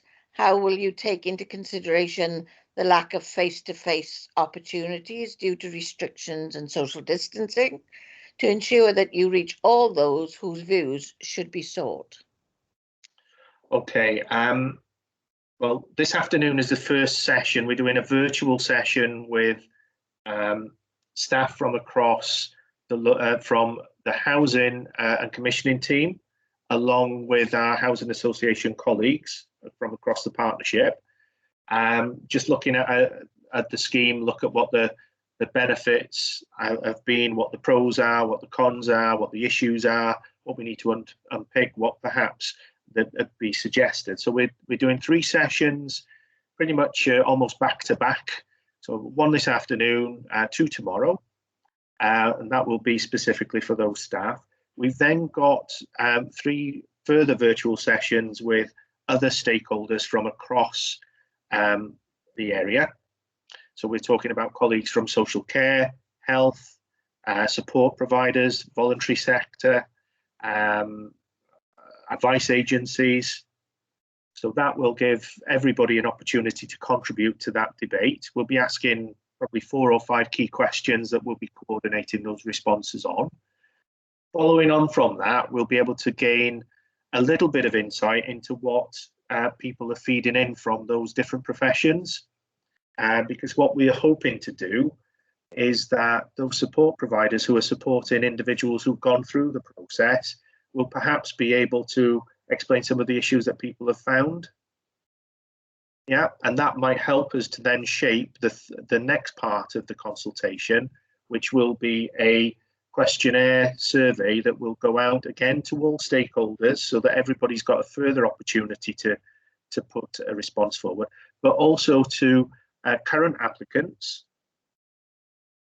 previous applicants who've been housed perhaps within the last 12 months, and also individuals who are perhaps looking at registering on Home Seeker. So we'll be eliciting the views in that way. We would dearly love to do some virtual consultation with individuals as well. So what we potentially will ask for in that survey is for individuals from the public who would want to do more face-to-face feedback, and we'll offer those opportunities. Experience tells me that the number of people who want to do that will be limited. When I've done this in larger forums and when we were able to meet face-to-face, it was very limited. A handful of people, when I've done reviews in the past, have come forward on that basis. But we have had some great feedback from having that very, very sort of structured approach to how we collate it, because I'm hopeful that the issues we'll get from RSLs and then from other stakeholders will inform how we then engage with other individuals going through the process or have been through the process. That will enable us to then formulate a revised policy that will then work on with our housing association partners to refine and look to try and adapt and adopt that later in the year. Have you thought of doing an exit interview when you actually offer an allocation? Have you thought of asking a few questions? How have you found this process, and what were your difficulties around it? We do that as a matter of course. Oh, we have all that, and we have that information. Again, we don't get a huge response. We probably get every quarter probably about 30 or 40 returns, which is it's fairly low, but it's not too low. We do get some useful feedback in there. I have to say the majority is exceptionally positive. There's the odd comment about it took too long to house me. I was waiting too long. There needs to be more houses. They're things that are perhaps beyond our control. Whereas the process itself and the way it's managed, it has been exceptionally positive from the public. Very few criticisms have come back on that. It's more around the demand issue that we've been chatting about this morning.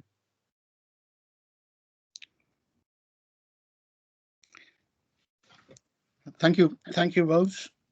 I'm going to ask the next question, and it is based on paragraph 4.10. I'm going to quote from that paragraph and then ask a question. There is a connected approach taken across housing, health and social care sectors through partnerships that are well established both locally and regionally. Can you please provide further information on this?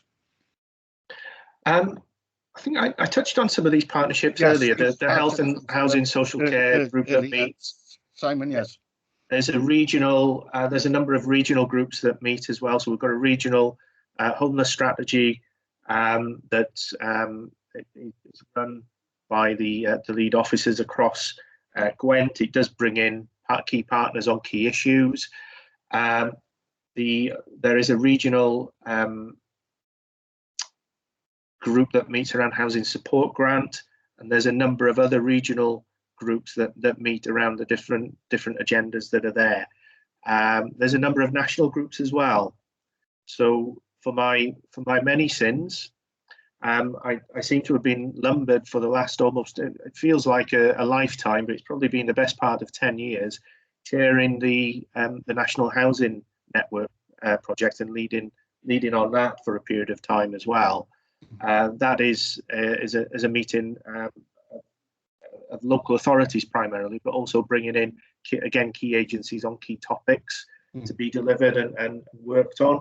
And there's also regional collaborative groups that are led by Welsh Government, national groups that are led by Welsh Government that we feed into as well, that bring a host of stakeholders together.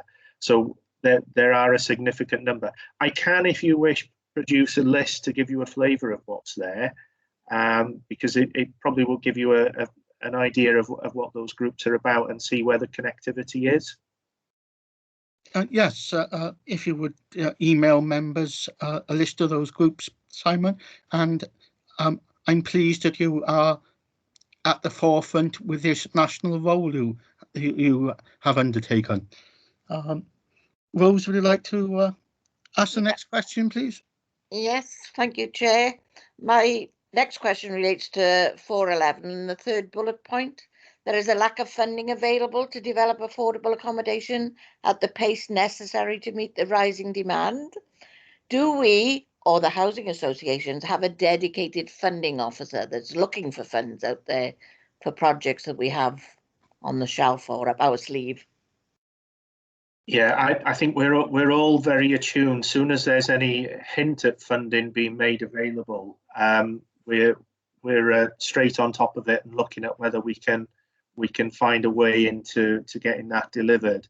I guess a prime example around this has been work we've done again regionally across Gwent with some funding that was made available through the National Lottery, and we as local authorities got together in terms of homelessness leads along with our housing association partners to sort of try to push forward one or two ideas that were grasped by the third sector, because it's a third sector grant that's provided over it's quite a significant fund. It's £10 million over for a very small number of projects, probably 3 projects, and we were able to get a project submission in to the National Lottery, which we're waiting feedback on, which will be across Gwent, and that will be that's a consortia expression that's gone in through the Woolwich, St Giles Trust and Cyffanol Women's Aid.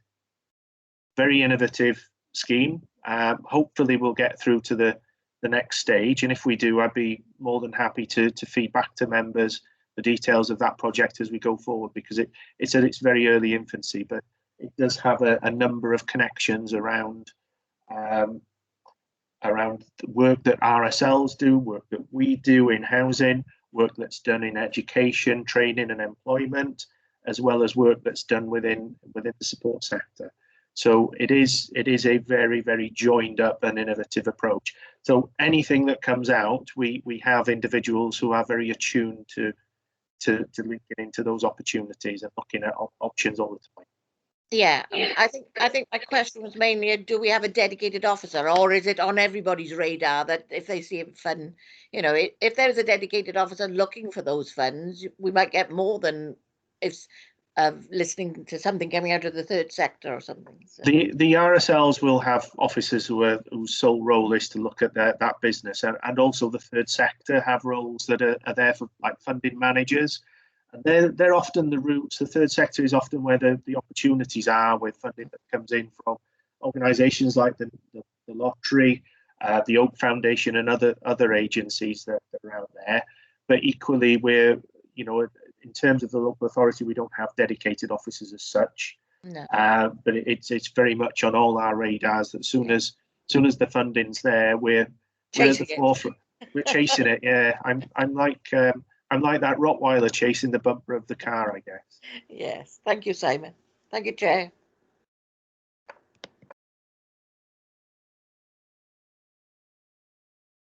You're muted, Chair.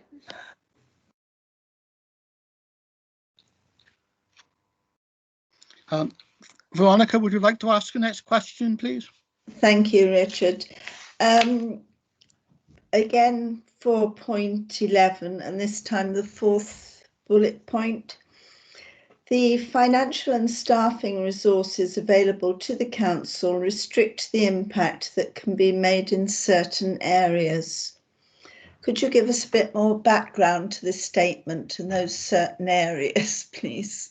Yeah, I think I touched on it a little bit earlier around empty homes and the private rented sector work that cuts across both housing and environmental health, and the ability we've got to actually address those issues there. There's also, I guess, a restriction across housing with the resources we have as a staffing team to actually tackle some of those issues as proactively and as quickly as we would like in certain areas. So that would be more around, I guess, how we're delivering core services on the ground. Sometimes we have X amount of staff who are delivering frontline services. If we take our caseload, for example, at the minute for homeless officers or our housing solutions officers, it's manageable. They're holding something like 35, 40 cases. Anything above that level becomes very difficult to manage, and the interventions that you can take are then limited. The time you've got to work with people is then very limited. So the impact you can have in resolving issues for people is challenging. I guess one of the other issues here is that whilst I've referenced the housing support grant funding that we have, the 1.1 million, for Torvine, that equates to potentially around 40 support workers. Okay, there is a real issue here with the availability of support workers, because when an organisation went to advert fairly recently, the number of people who applied for the post with a support work background and interest, there wasn't 40 individuals. There was something like 4 or 5.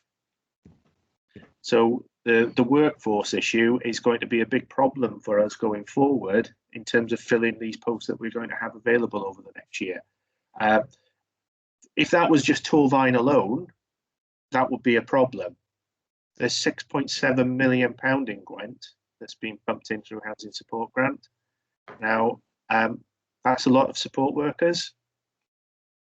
That is going to be really difficult for us to continue to actually have to be able to fill all those posts. So there is a work going on around workforce development by Welsh Government in this area, very much to similar ways in which we've dealt with issues around the lack of social workers, the lack of individuals available in domiciliary care and the care sectors. It's great to have the cash, but the people aren't there. I guess as well, our ability to deliver some strategic work has been is restricted as well, because our strategy team is very small. We have the housing manager and a housing enabling officer and another officer who's working on doing our local housing market assessments and our research and our strategic planning. It is extremely limited. But that is no different to a number of other local authorities as well, that the number of staff in that area is low. So that does restrict what we can do. It doesn't stop us doing, it doesn't stop staff going 110%. and getting the job done and delivering what we can with the resources we have. I think we've had a track record, and I think the schemes that we've got here show that we can deliver, and we are delivering. But what it does restrict us from looking at those other things that we could become embroiled in, that we could do, particularly around the private rented sector. That's an area, and private housing, that we're probably lacking on.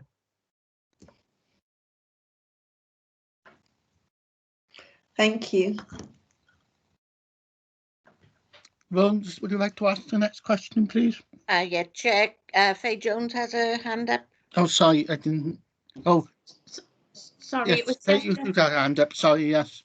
Okay, thank you. Thanks. It was just a supplementary to that. If there's not the people with the training out there to be housing support workers, isn't there a way that we could train people up from, nothing, and perhaps get them to have more and more experience, perhaps on a sliding pay scale or something? Simon, sorry, I'll interrupt you. My next question was a similar question to what Faye has just come in, so I'll put mine in and you can answer both of us at the same time, if that's easier. What measures can be put in place to address the issue of limited availability of experienced support staff? And do we offer training to all our customer care staff? Because sometimes they're the first point of contact. Yeah, there's a couple of things here. Firstly, one thing that we're keen to do with using some of the funding that we have available, certainly for the next year, because it's going to be very much a transition year, is to put some training into the sector and try to encourage people to come forward who have an interest in support work, who've probably not been support workers in the past, possibly, dare I say it, looking at some of the fantastic volunteering work that's gone on during the pandemic, and those volunteers who've stepped forward and helped people. It may be an opportunity for them to rethink their careers, maybe get involved in a career. So there's work that we're doing there to try and put some additional resources in to give those support providers some additional training for the volunteers that they have, but also to try and encourage people in. There's the workforce development that Welsh Government are looking to roll out. So where we've seen, you'll probably have seen adverts around the care sector, encouraging people to go into care. Welsh Government will be rolling that out, I hope, very shortly, around housing support work and the opportunities, selling the good stories and the impact that people can have. Quite right, Councillor Jones, around the opportunity to have a sliding scale and those opportunities.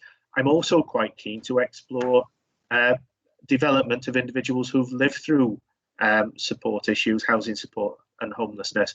They often make absolutely fantastic support workers. And there's some great work that's been done by Shelter Cymru through a project called Take Notice, where they've got individuals who go in and, if you like, do a sense check of local authority services to see how effective they are. So I'm very keen to look at that peer support and development. And that, in effect, is part of the project that we've approached the National Lottery for with the Woolwich and St Giles. Part of their work is how do we give people who've gone through homelessness or been at risk of being made homeless or actually been made unemployed because of the pandemic, an opportunity to get into support work and how they can actually step onto another employment ladder. Let's face it, there's we know the number of people who've already lost their jobs. We know unemployment's rising. There's going to be more people losing their jobs. They're going to be from those sectors that have got, if you like, they're from a service sector or and a public-facing sector. They will have transferable skills. So we're keen to sort of try and get those individuals involved. So we are working with the support providers to try and get those volunteering opportunities in so that people can be skilled up and given that training. And that is where a lot of people start.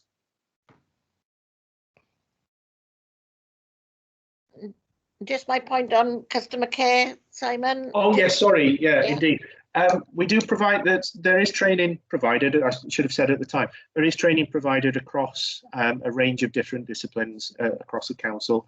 We're in fairly regular contact with customer care staff to enable them to have the right training. What I would say is we've got good connection with with a number of teams. So we are out into different team meetings, or we have been virtually now, giving feedback in terms of what we need to be doing, what other services are coming on stream, and so people can be aware of where they need to go and what they need to do. We've also reviewed a lot of the information that we have online that makes it more accessible for people through our Torvine Homes webpage, but also our Home Seeker webpage, where we've got an online tool, a little bit like Compare the Market, for directing people for advice and support and how we pick that up. So there's a raft of things that are done, and that goes across a vast number of agencies. So it's not just looking at customer care, but also across social care, health colleagues, OT services, things such as that. Thank you, Chair. Okay, Simon, I'm going to ask the next two questions, and both these questions do not specifically apply to paragraphs of the report, but to the report in general. So the first question is there significant duplication of work or processes across the council and housing associations? Okay, duplication of work, right. I honestly don't think there is. There are some elements, but it is not significant. It's small. There certain things we can do smarter, and I think there's a lot of things that we're trying to implement. Again, the Home Seeker review is a prime example. I think there's certain things in there that we could do better to deliver things a little bit more swiftly. We deliver things swiftly as it is, in terms of that customer journey through and making sure that people are aware of that. There is a little bit of waste in some of the processes there, but it's how we eliminate some of that without inhibiting the quality of the service provided. I don't think it's significant, to be perfectly honest. I think the largest issue for me is around how we actually make sure that individuals have the requisite skill set to be picking up and directing people to the right channels. Okay. That's where a lot of waste is in systems. How you get rid of that? If I had the blueprint, I wouldn't be working for the authority. I would have my own consultancy firm and a pattern, to be perfectly honest, because that is inherent in everything that's done. Those, if you like, those handoffs that are there, are potentially unnecessary. And I think that is about how we give confidence to staff to actually be confident in saying, this is what you need to do, and give the individual that information there and then, rather than passing them to somebody else. That is inherently difficult. Yes. That is a really, really difficult skill. And again, just the question that Councillor Seaborn asked around customer care staff. Customer care staff, I think, are exceptionally undervalued at times, because they are a jack of all trades, and for them to know some of the information that they need to actually get that customer to the right place, phenomenal. They've certainly got a better memory than I, because they're able to direct people to the right place more often than not. And that to me is a critical juncture. If we can get that inbuilt into the psyche, then that is going to reduce the waste in the system. How we do it. I think that was my point about a customer care service, that everybody understands that they should, as soon as they pick up the phone, offer that caring, supportive role, rather than, oh, it's you again, or whatever. Not that that happens, but that's the impression they leave sometimes, that they don't listen and they don't care, and they give you the same message over and over again. So, having that customer care front to start with, and then directing them, I think that's the need. Yeah. I am pleased that with multiple organisations that there isn't a great duplication of work. I do have another question and another question. How do we compare with comparable local authorities in terms of demand for housing? Oh, okay.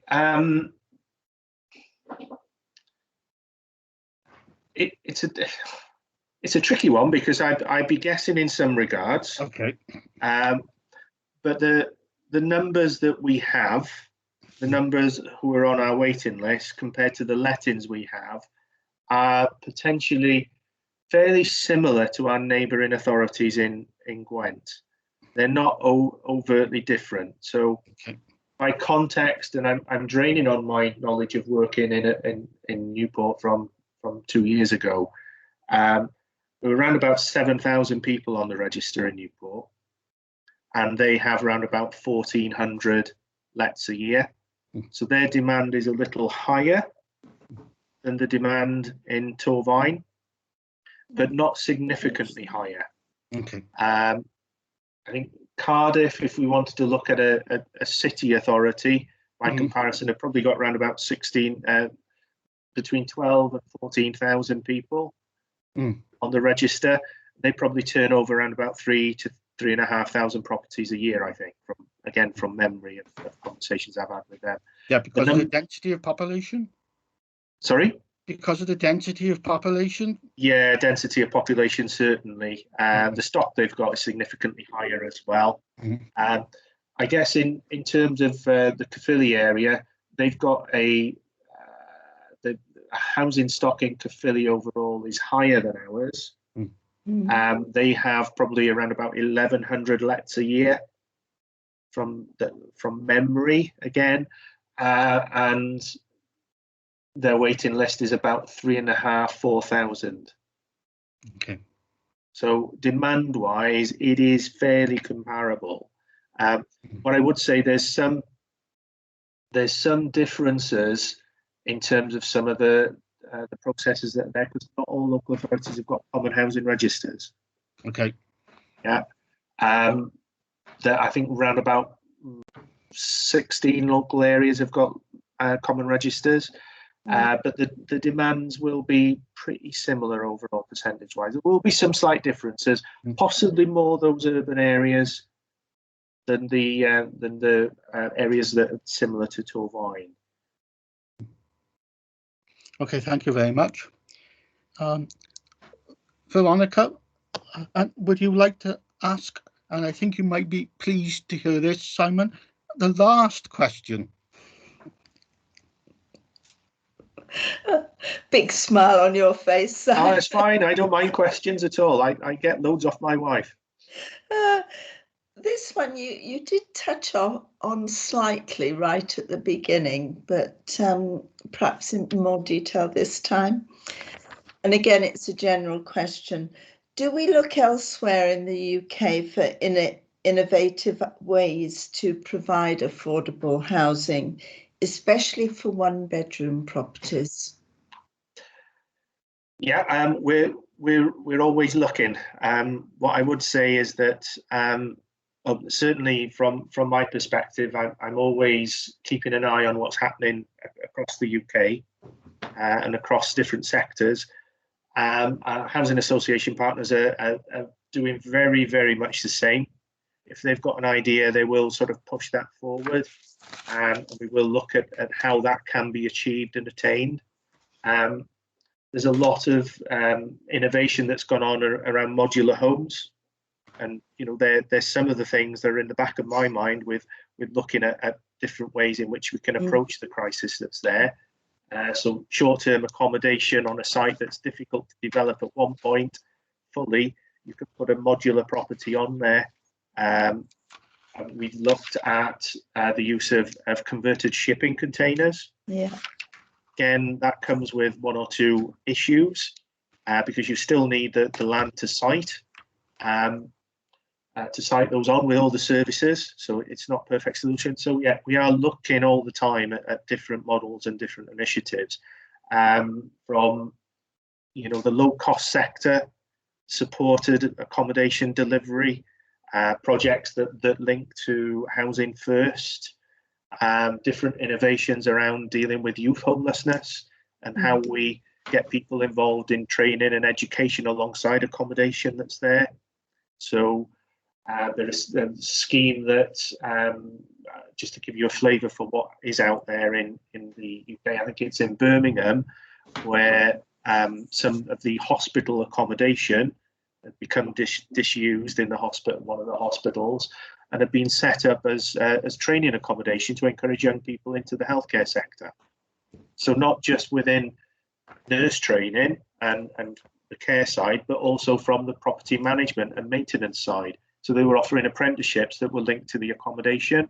That was like a stepping stone into getting into a career, and also then getting into accommodation as well as a result, and being self-sufficient and potentially moving away from social housing into maybe their own home for the affordable options that are there. There's also other projects that are out there that link accommodation to training, education, employment, and also part of the rent is set aside as a savings scheme for young people then to have that to move on to alternatives. So these are the kind of things that are out there that we can look at, but it's as the opportunities arise and as we can develop them. Some are more require that capital investment, and that again, I hate to say, it comes back to that investment that's there at the front end to get that off the ground. There's some fantastic opportunities if you look at things such as what I've just referenced with health there, and the collaboration with that health board, local authority and partner housing association and employers is around how that can use the redundant accommodation that's there. It's not been for the want of trying to get health to the table about the accommodation they have, and that there are ongoing discussions around possibilities across Gwent for that collaboration. But, watch this space, because it will be it's not an easy one to crack. Thank you. Thank you, Simon. I'd like to thank you very much for the report which you have presented to us this morning, and all the erudite answers to some of our difficult questions. And also, of course, thank you for giving up your time to answer our questions this morning in your busy schedule. We will now have a discussion about your answers, and we will formulate our recommendations. But thank you very much for joining us this morning. Rebecca, do you want to come in? Sorry, Chair. Yeah, I was just going to explain.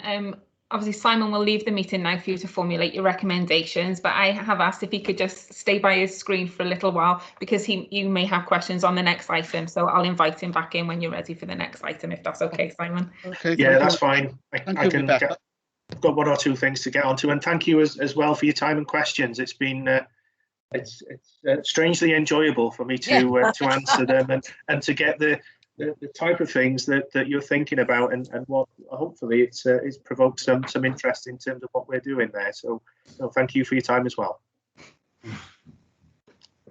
Bye. Bye. Thank you, Simon. You could. Okay, members. Referring to our scrutiny activity, the paragraph 2.2 of the report. Can we formulate our recommendations? Chair, some of the recommendations on the next item was from the Audit Commission, and that they've related to the questions that we've actually highlighted asking Simon today. And I just wondered whether or not we could combine some of the recommendations from the Wales Audit into our recommendations from this committee too.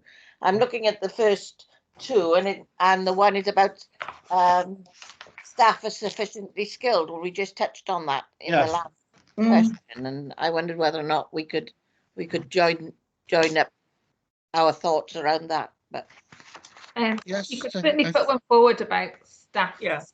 Is there anything specifically you'd like to recommend around that? Yeah, my question about having the skills that our customer care staff have, whether or not there's a training opportunity for some of the support workers to join our customer care in that their skills of support. So, Chair, I would like to put a recommendation regarding Simon's discussion we had about enough staff, that he hasn't got the resources and the staff. And in order to progress what we want to do in the questions, I think it's important we try to seek resources to get additional staff for him. my other question around the support for homeless is the second recommendation of the Audit Commission committee, and review and reconfigure the services to engage more effectively with homeless. And I wondered whether or not my question around that could become a recommendation, such as the Audit Commission's recommendation. Yes, certainly, Rose.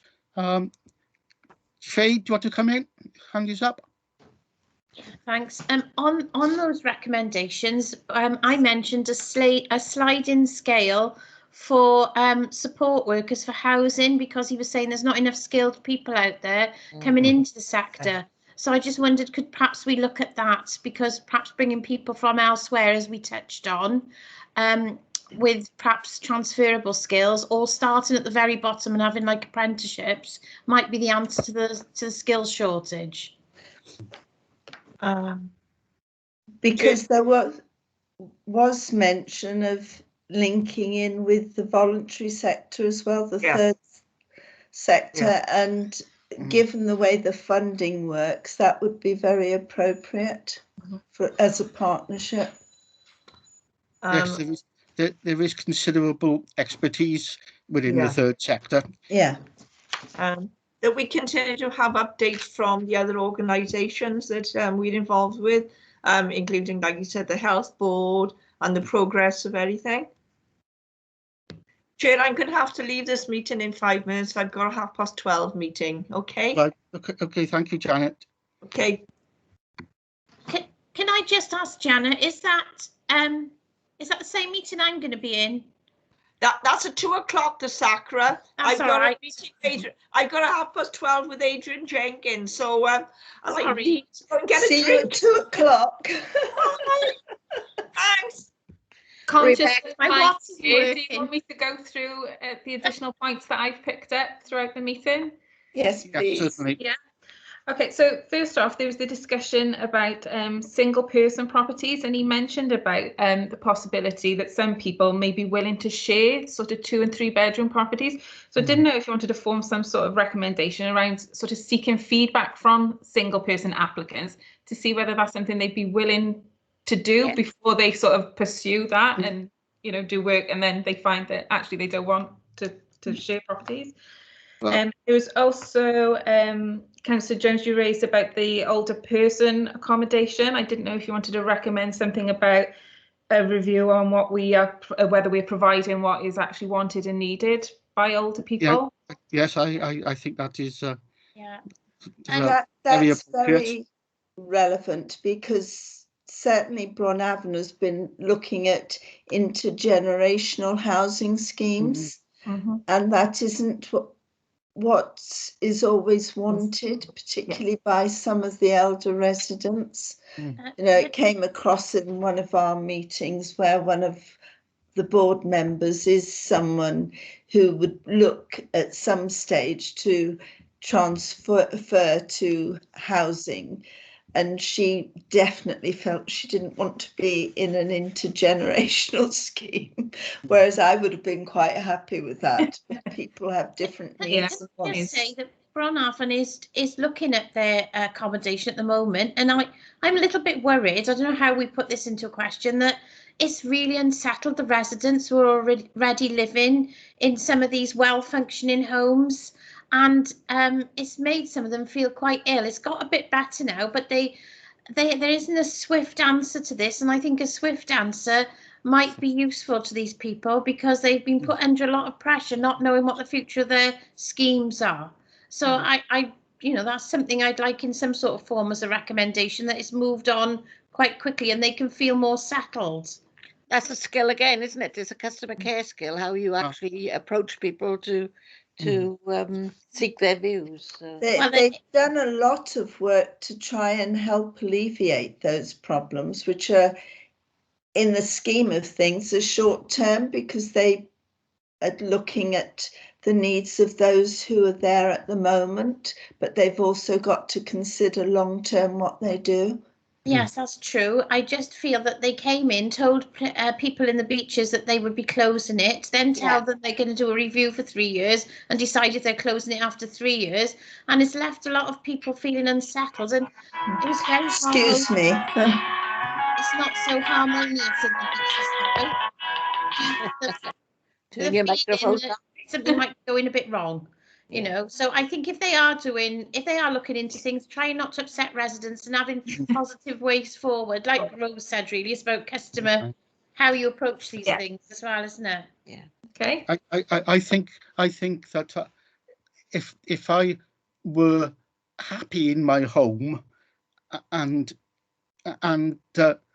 someone came to me and said, we're going to change the way we run things, I would think, well, it isn't broken, so why are you trying to fix it? Yeah. So I think, Chair, I've got possible recommendations on question 9 that I asked, where the affordability gap and Welsh Government funding and universal credit funding. So I don't know whether we can seek advice from our MP and our AM on explaining the affordability gap of rentals and universal credit, because it's both governments, isn't it? The pension, the universal credit is Westminster government, and yes, and the housing grant from Welsh government is Welsh government local housing. So whether we can formulate a recommendation that we have ask a question of both of them. Yes, ask a question of both bodies, Rose, I think is very pertinent. Okay. Particularly around the funding for, picking up the empty shopping and empty and land, and the pandemic office space, etc. So yes. Yeah. And that follows on actually to the next sort of one that I'd noted down from you, and that was whether you wanted to recommend something along the lines of a mapping exercise of all disused and empty buildings in the borough, and ascertain whether they are suitable for development. Yes. Yes. And also leading on from that, you mentioned exploring the potential for regional opportunities in terms of staffing to pursue that, the empty property potential. Yes. Yeah. At the moment, we're not doing a list on empty houses as in a way that they would be comfortable with. So can we ask them, can they do annual reviews on empty homes, if that's possible? The joined up bit, yeah. Yeah. Yeah. So we want to look at properties that can be repurposed. Yes. So not just as empty homes. And we want to look at current homes that are empty. So there's sort of two strands there, isn't there, Rebecca? There was a comment about one person doing a job and only 20% of the role on the empty home officer. So perhaps recommendation to look to increase the staffing capacity in that area would help. Yeah. Or whether it can be done as a joint role in conjunction with the RSLs or even with neighbouring authorities. Yes. Also, he did say that they haven't got many powers for enforcement when it comes to empty homes with private landlords. Is that something we can ask the Welsh Government about? Yes. I think so. Do we do that? Yeah.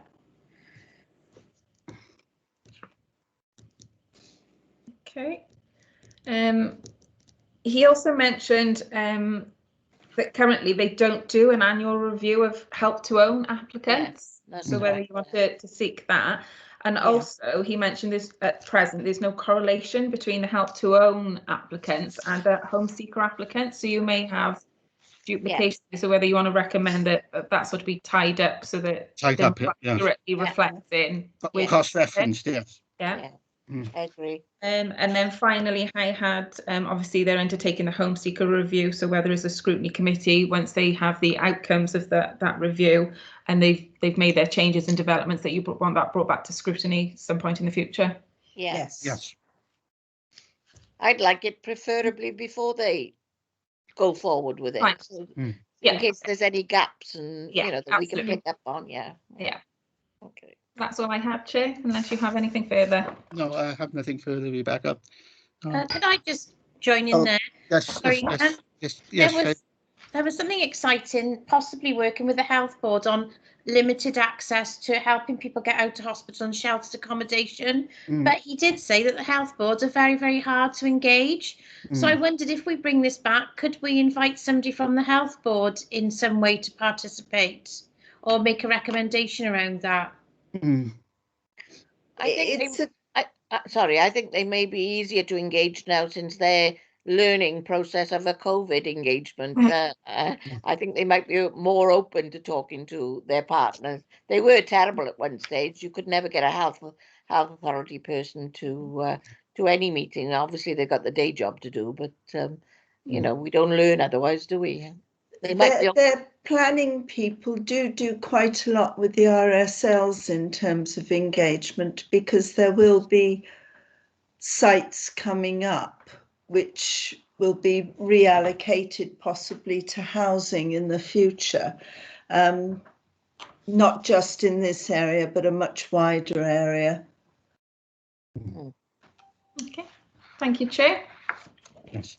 Can we move on to item 7 on the agenda, which is the progress against adopted action plan? Thank you, Chair. If you just give me 2 seconds, and I'll just ask Simon to rejoin. Okay.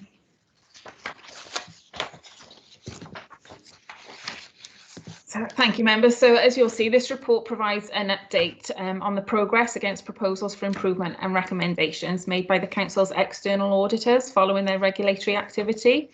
The Healthier Communities ONS Committee has received the following referrals from the Audit Committee. So you will see in Appendix 1 of that report, you have the WA review on how local government manages demand on homelessness, the review on strategic commissioning of accommodation services for adults with learning disabilities, the review on the front door to adult social care, follow-up review of corporate arrangements for the safeguarding of children, and also the rough sleeping in Wales review, everyone's problem, no one's responsibility.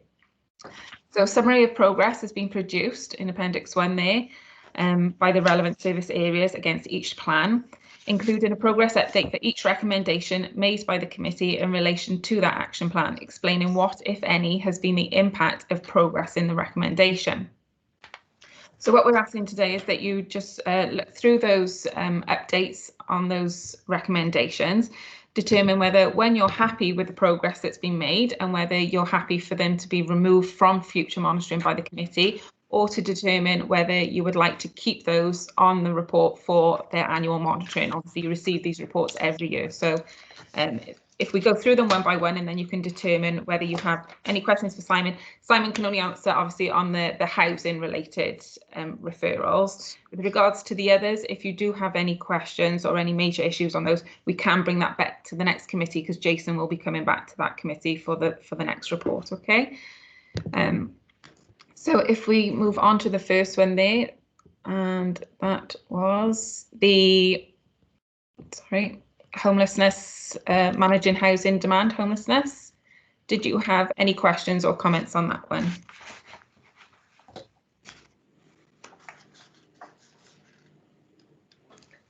I think this needs to be ongoing, Chair. Yeah, so you're just happy for me to note that that stays on for future monitoring? Yes. Especially as there'll be the impact of COVID to consider later in the year.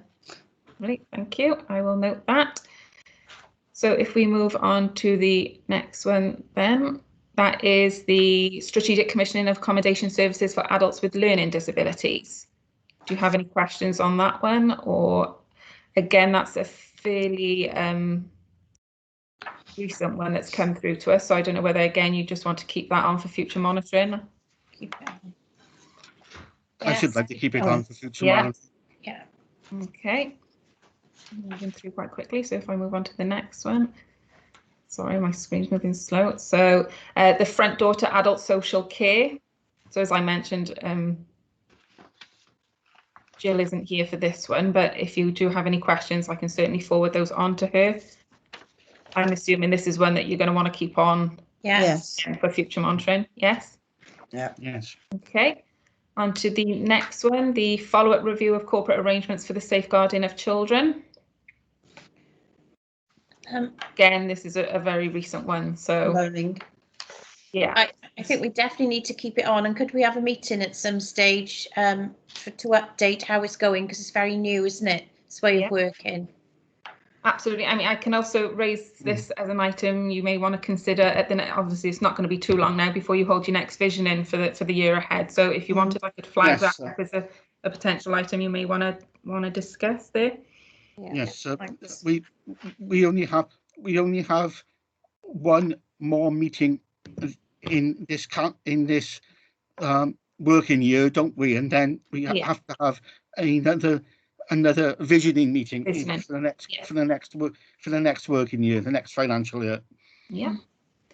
Okay, and then the final one there is rough sleeping in Wales, everyone's problem, no one's responsibility. So again, whether you have any questions while Simon is here or you want to keep that on for future annual monitoring. Yeah, I've got one question, please, Chair. Obviously, with homelessness, having to house each council having to house them during the pandemic, do you foresee a huge exit of these homes now after the pandemic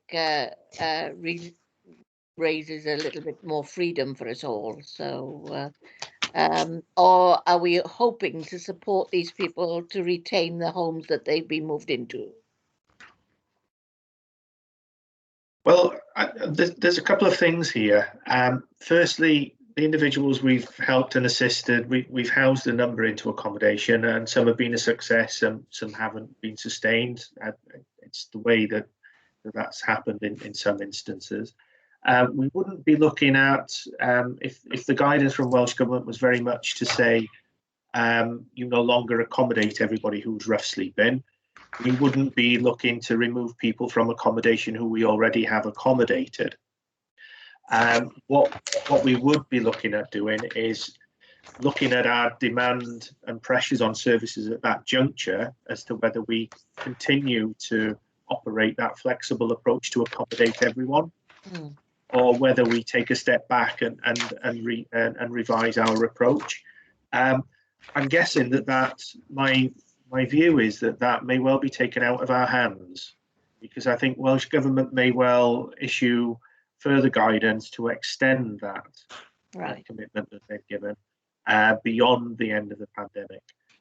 There's certainly an indication of that, and I'm very, very much of the opinion that the extra money from the housing support grant that's been put in is probably a prelude to that being done by Welsh Government. So I watch this space. Certainly won't be looking to remove people from accommodation that we're currently supporting, no. Right. It would be the wrong thing. It would be morally the wrong thing to do. Apparently wrong. Yeah. Yes, but I think there's a guidance in place not to remove them from a property, isn't there? Their tenancy. I just wondered whether there would be an influx to get back. Sorry, yeah, very much so. As we were talking about earlier, I think there will be an influx of people coming in.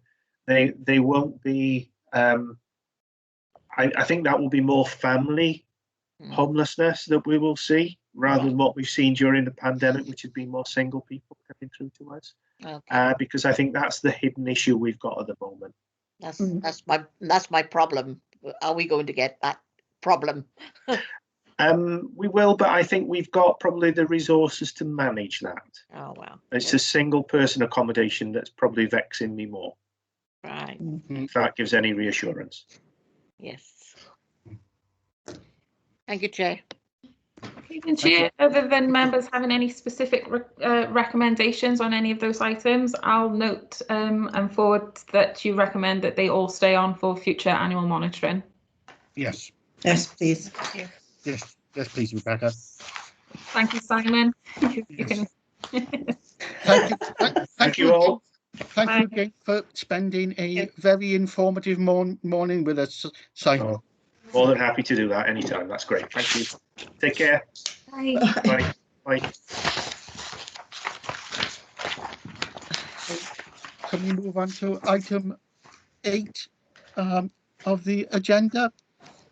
Update report, progress and the impact of accepted recommendations. Rebecca, can you introduce this item, please? Yeah, Chair. This is just a quick item. Members, obviously you received this item as part of your vision impact that went to the visioning session back in December. But because that wasn't a formal meeting, you obviously need formal sign off of those updates on recommendations. So unless you have anything specific to recommend, Chair or members, then it's just there for formal sign off. If members don't have any questions or comments, can they be formally signed off?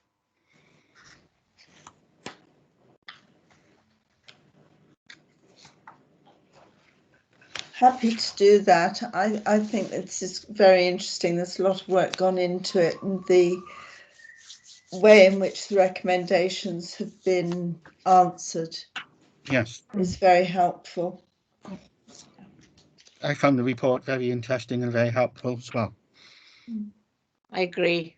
I think we could do with a lot more of this. Yeah. Are we wasting our time talking to ourselves, or is somebody listening? Okay. Yeah. Okay, so if that can be formally, Yep. If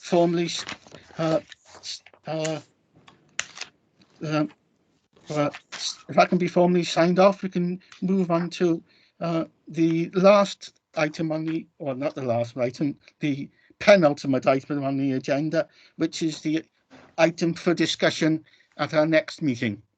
Rebecca, Thank you, can Chair. remind So, members of our item for the next meeting? yeah, so at Visioning, you've selected the transformation review of the family placement team and services. So if you're still happy to go with that item, I will prepare the report pro forma based on discussions at Visioning, and I'll send it round to you all for you to add or comment on before it then gets sent to the officer for the report development. Okay. Thank you. Thank you, Rebecca. And so now the last item on the agenda.